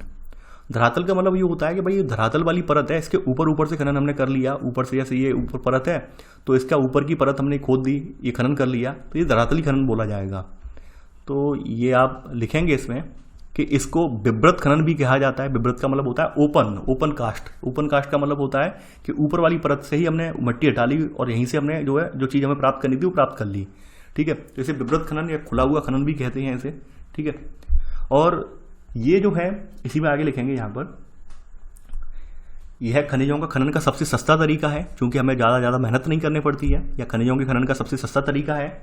इसके अलावा सुरक्षात्मक तरीका भी है, यानी सबसे सस्ता एवं यानी ऐसे करके लिख लेना, यह खनिजों के खनन का सबसे सस्ता एवं सुरक्षात्मक तरीका है। सुरक्षात्मक का मतलब ये है कि ऊपर से कोई चीज़ हम हटा रहे हैं, ऊपर से कोई चीज़ हम इकट्ठी कर रहे हैं तो हमें ज़्यादा दिक्कत भी नहीं होती है, कोई ज़्यादा हमें खतरा भी नहीं होता है। अब देखिए, इसमें बताया गया है कि भाई इसमें उत्पादन शीघ्र व अधिक होता है, यानी क्योंकि हम कोई जमीन के अंदर तो जा नहीं रहे हैं, जमीन की ऊपरी परत हटा रहे हैं, तो यहाँ पर उत्पादन हमें हाल के हाल हो जाता है। यानी हम जो चीज़ प्राप्त करनी चाह रहे हैं, जैसे मिट्टी हमें उठानी है, मिट्टी जो है एक स्थान से ले जाकर दूसरे स्थान पर डालनी है, तो मिट्टी के लिए हमें थोड़ी ना है कि जमीन के अंदर 100 फुट नीचे जाएंगे, ऐसा नहीं है। ऊपरी परत से मिट्टी हटाई और यहाँ से दूसरे स्थान पर पहुँचा दी, तो वही बताया गया कि इसमें उत्पादन शीघ्र व अधिक होता है। तो ये तो आपकी धरातली खनन विधि थी। अब देखिए, अगली जो विधि है आपकी इसी में ये है, ये भूमिगत खनन विधि है। भूमिगत का मतलब आप समझ रहे होंगे कि जमीन के अंदर या पृथ्वी के अंदर ये खनन होता है, उसे भूमिगत खनन कहते हैं। तो भूमिगत खनन में यहाँ पे बताया गया है कैसे कैसे होता है। पहला बताया गया है कि भाई जब जो अयस्क है वो धरातल के नीचे गहराई में होता है, तब भूमिगत अथवा कूप की खनन विधि का प्रयोग किया जाता है। कूप का मतलब ये है कि कुआं बनाकर, यानी एक जो है कुएं की, यहाँ पर जो है यहाँ पर कुआं बनाया जाता है, यानी कि एक लंबवत कुआं टाइप बना दिया जाता है, लंबवत एक टनल टाइप बना दी जाती है, उसके जरिए नीचे जाया जाता है और ऐसे करके वहाँ से ये जो है जो पदार्थ जो निकल रहे हैं अयस्क से, तो उस अयस्क को बाहर निकाला जाता है। तो यहाँ पर वही बताया गया है, यहाँ पर सब पॉइंट पर लिख लेना पहला सब पॉइंट, कि इस विधि में लंबवत कूपक की गहराई तक, यानी इस विधि में लंबवत कूपक की गहराई तक स्थित है, ठीक है, जहाँ से इस विधि में लंबवत कूपक गहराई तक स्थित होता है, जो कुआं जो है गहराई तक स्थित होता है, जहाँ से भूमिगत गैलरियाँ खनिजों तक पहुँचने के लिए फैली हैं। यानी कि जहाँ ये आप देख पा रहे हैं, ऊपर इमेज में चल रहा हूँ मैं, ये आप देख पा रहे हैं गहरा कुआं है, तो यहाँ पर भूमिगत गैलरी का मतलब यहाँ पर भूमिगत रास्ते बने होते हैं इधर उधर ऐसे करके, जिनसे आप खनिजों तक पहुँच सकते हैं आराम से, ठीक है। तो इसको जो है निकालने के लिए या फिर इस तरह का प्रवेधन करने के लिए बहुत ज़्यादा उच्च तकनीक की आवश्यकता पड़ती है। इसके अलावा यहाँ पर रिस्क बहुत रहता है, काफ़ी बार आपने देखा होगा ज़मीन कोलैप्स वगैरह हो जाती है, यानी कि ज़मीन जो होती है धसाव हो जाता है, या फिर जो इस तरह के कुएँ वगैरह होते हैं जहाँ से ये जो है नीचे की तरफ जो है खनन वगैरह निकाले जाते हैं, खनिज वगैरह निकाले जाते हैं, वहाँ पर गैसों वगैरह का रिसाव हो जाता है, पानी भर जाता है, इसमें लेबर वगैरह होती है, उनकी मृत्यु हो जाती है। इस तरह का यहाँ पर बहुत ज़्यादा जो है डेंजर रहता है ये वाला एरिया। तो यहाँ पर वही बताया गया है, इसी में सब पॉइंट लिखेंगे, अगला सब पॉइंट पहले का, सेकंड सब पॉइंट, इन खनन का यह तरीका जोखिम भरा है, क्योंकि जहरीली गैस है, आग एवं बाढ़ के कारण कई बार दुर्घटनाएं होने का भय रहता है। अब देखिए, यहाँ पर एक खास बात और है इसके बारे में, भूमिगत खनन के बारे में, जो विकसित अर्थव्यवस्थाएं हैं, वो विकसित अर्थव्यवस्था वाले लोग जो हैं वो इस तरह के खनन से पीछे हट रहे हैं, वो खनन करना नहीं चाहते इस तरह का। क्यों? इसका रीजन है क्योंकि वो एक तो पर्यावरण के प्रति, पर्यावरण को बचाने के प्रति प्रतिबद्ध हैं।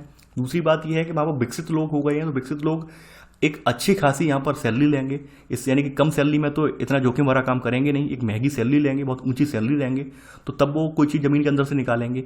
जबकि जो विकासशील देश होते हैं, विकासशील देशों में क्या है, कोई आदमी 250 या 300 रुपये जो दिहाड़ी है उस पर भी जो है एक जो है नीचे टनल में जाने के लिए तैयार हो जाएगा, कोई भी जोखिम उठाने के लिए तैयार हो जाएगा, क्योंकि हमारे यहाँ गरीबी बहुत ज़्यादा है, लोगों को रोजगार नहीं मिल पा रहा है, तो लोग यहाँ पर जोखिम से जोखिम भरा काम करने के लिए तैयार हो जाएंगे। तो ये जो खनन वाला जो व्यवसाय है, ये खास करके ये वाला जो जमीन के अंदर वाला भूमिगत खनन वाला वाला व्यवसाय है, ये केवल और केवल विकासशील देशों में फल फूल रहा है। विकसित देशों ने इसे जो है अमल में नहीं लाया जा रहा है। तो यहाँ पर वही बताया गया है, लिख लेना आप कि विकसित अर्थव्यवस्था वाले देश खनन कार्य से पीछे हट रहे हैं क्योंकि इसमें श्रमिक लागत अधिक आने लगी है, जबकि विकासशील देश इसे महत्व दे रहे हैं। महत्व देने का रीजन ये है कि विकासशील देशों में रोजगार की कमी है, तो वो वहाँ पर लोग जो है जटिल से जटिल कार्य करने के लिए तैयार हैं सस्ते दामों में। तो यहाँ पर बताया गया है इसी में कौन कौन से देश हैं। अफ्रीका के कई देश हैं, दक्षिण अमेरिका के कुछ देश हैं, और एशिया में आय के साधनों का 50% तक जो है खनन कार्य से प्राप्त होता है। ये बात आप जानते हैं। तो ये तो था आपका अध्याय, और आपने शायद यहाँ पर अध्याय में कोई भी बारीकी छोड़ी हो। मैंने आपको यहाँ पर सारी बारीकियों से यहाँ पर अध्याय आपको जो है बता दिया है, समझा दिया है, और आपने नोट डाउन करके प्रॉपर में नोट्स भी बना लिए हैं। ठीक है, आप लोगों में से काफ़ी सारे लोगों के कुछ क्वेश्चन है, बेसिक क्वेश्चन। पहला क्वेश्चन आप लोगों में से ये है कि क्या सर ये नोट सफिशियंट है। देखिए, एक बात मैं आपको बता दूं, अगर आप किसी कोचिंग के नोट्स उठा के देखेंगे, किसी कोचिंग की अगर मैं बात करूं, कोचिंग के कंपैरिजन में जाएं, और काफ़ी बार लड़के मुझसे कहते हैं, अभ्यर्थी भी बताते हैं कि सर कोचिंग में जाकर हमने बहुत बड़ी गलती कर दी। गलती इसलिए कर दी कोचिंग में कि कोचिंग वाले क्या करते हैं, एक तो कोचिंग के क्लास नोट्स अलग होते हैं। अगर आप किसी कोचिंग वाले से बात करें या किसी कोचिंग में जो अभ्यर्थी पढ़ रहा हो, तो उसके क्लास नोट्स तो होते ही होते हैं। ठीक है, ये क्लास नोट्स हो गए उसके। इसके अलावा कोचिंग वाले खुद अपने कुछ प्रिंटेड नोट्स और देते हैं, जिन्हें शॉर्ट नोट्स के रूप में कहा जाता है। प्रिंटेड नोट्स और देते हैं। ठीक है, तो प्रिंटेड नोट्स भी आपके पास आ गए। अब प्रिंटेड नोट्स के बाद फिर बारी आती है कि वो कहते हैं स्टैंडर्ड बुक पढ़ो, यानी कि स्टैंडर्ड बुक माजिद हुसैन वगैरह है या फिर महेश बड़वाल वगैरह है, तो स्टैंडर्ड बुक भी आप पढ़ते हैं। तो ये तीन तरीके से आपके पास नोट्स बन जाते हैं, यानी आपके पास तीन तरीके से आप पढ़ रहे हैं। और एंड में नतीजा ये निकल के आता है कि अभ्यर्थी कोई भी एक जो तरीका है, कोई भी जो बुक है, कोई भी अपना ना तो क्लास नोट्स पूरा पढ़ पाता है, ना ही प्रिंटेड नोट्स पढ़ पाता है, ना ही स्टैंडर्ड बुक कवर कर पाता है। यानी कि अभ्यर्थी इसी मगर जाल में फंस के रह जाता है क्योंकि बर्डन इतना ज़्यादा है। यहाँ पर साफ साफ सीधा कॉन्सेप्ट है, यहाँ पर कोई ज़्यादा आपको बर्डन में फंसना नहीं है। यहाँ पर आपके ये नोट्स जो हैं यही प्रीलिम्स में, यही मेंस में काम आएंगे। यकीन ना हो तो आप प्रीलिम्स के पेपर उठा के देख लीजिए यूपीएससी के, और मेंस के उठा के देख लीजिए। मैं पूरी गारंटी ले रहा हूँ, आपसे मैं मजाक नहीं कर रहा हूँ, या फिर मैं अपना नाम नहीं, यानी अपनी तारीफ नहीं कर रहा हूँ। आप खुद उठा के देख लीजिए, आप यूपीएससी के पेपर उठाइए, आपको पता चल जाएगा रिजल्ट। यानी कि यहाँ पर केवल और केवल मैं आपसे कहता जा रहा हूँ कि आपका पूरा कॉन्सेप्ट अगर एनसीईआरटी का डीपली क्लियर है, आपको कहीं भी भागने की जरूरत नहीं है। स्टैंडर्ड बुक अगर आप पढ़ भी लेंगे एक बार, तो आपको पूरा कॉन्सेप्ट क्लियर हो जाएगा। लेकिन अगर एग्जाम टाइम पर अगर आप प्रीलिम्स से पहले अगर आप यही नोट्स उठा के देख लेंगे, तो आपको कोई भी प्रिंटेड नोट्स, किसी कोचिंग के क्विक नोट्स पढ़ने की आवश्यकता नहीं रह जाएगी। आप खुद ये पढ़ के देख लिए, खुद आप जो है यूपीएससी के क्वेश्चन पेपर आप लगा के देखिए, आपको बात समझ में आ जाएगी। और मैंने बात यहाँ पे फिर से दोहरा रहा हूँ, मैं ये नोट्स इस हिसाब से बनवाए जा रहे हैं कि आपकी जो पूरी जो कोचिंग जो या फिर कोचिंग के प्रिंटेड नोट्स या फिर स्टैंडर्ड बुक का जो कंटेंट है, उन तीनों का निचोड़ निकाल के मैं यहाँ पे नोट्स बनवा रहा हूँ। देखिए, स्टैंडर्ड बुक से कुछ कॉन्सेप्ट यहाँ पर होता है अपूर्ण, मुझे लगता है कि भाई कॉन्सेप्ट यहाँ पे अधूरा है, तो कुछ चीज़ें वो होती हैं स्टैंडर्ड बुक से मैं ले आता हूँ, और वो भी यहाँ पे मैं इंक्लूड करवा देता हूँ ताकि आपका समय बचे। और फिर भी आपको लगता है कि सर गलत बोल रहे हैं, तो आप एक बार कोचिंग जाके देख लीजिए, कोचिंग में ट्राई कर लीजिए। केवल आपको वहाँ पे नोट्स का ढेर लग जाता है, मैंने देखा है वहाँ पर। आप अगर आपके नियर बाई हो कोई पर्सन, पूछना, वो बताएंगे कि कोचिंग वालों की क्विक नोट्स अलग होते हैं, कोचिंग वाले कुछ प्रिंटेड नोट्स और देते हैं, आप क्लास नोट्स होते हैं, इसके अलावा वो कहते हैं कि स्टैंडर्ड बुक भी पढ़ो। तो इतना सारा कंटेंट अभ्यर्थी नहीं कवर कर पाता है। यही रीज़न है कि काफ़ी बार अभ्यर्थी जो होते हैं वो जो है, आप कह नहीं रहे कि तमाम लोग मुझसे कमेंट कर रहे हैं कि हिंदी माध्यम के अभ्यर्थी क्यों छूट जा रहे हैं, हिंदी माध्यम के क्यों रह जा रहे हैं, वो इसी वजह से रह जाते हैं। वहीं अगर हम सीबीएसई बोर्ड वालों की, इंग्लिश मीडियम बोर्ड वालों की बात करें, तो वो लोगों की खास एक स्ट्रेटेजी होती है, उनकी एक टेक्निक होती है कि वो अपने खुद के नोट्स बनाते हैं और उसी नोट्स के अकॉर्डिंग उसका अनुसरण करते हुए एग्जाम क्रैक करते हैं। ये आप देख लेना। और हिंदी माध्यम वाले अभ्यर्थी में इस स्ट्रेटेजी का अभाव पाया जाता है। जहाँ तक मेरा शिक्षण में अनुभव रहा है, मैंने ये काफ़ी बार देखा है, हिंदी माध्यम वाले अभ्यर्थी बस इसी बात पर मात खाते हैं क्योंकि वो अपने नोट्स जो है वो प्रॉपर वे में नहीं बनाते हैं। आप सीबीएसई बोर्ड के किसी अभ्यर्थी के पास बैठिए और वो आपको बता देगा, उसके पास एक एक प्रॉपर वे में नोट्स होंगे। जबकि हिंदी माध्यम के कोई अभ्यर्थी हों, माध्यमिक जैसे यूपी बोर्ड के हों या फिर बिहार बोर्ड के हों, एमपी बोर्ड के हों, उनके पास प्रॉपर वे में आपको नोट्स नहीं मिलेंगे।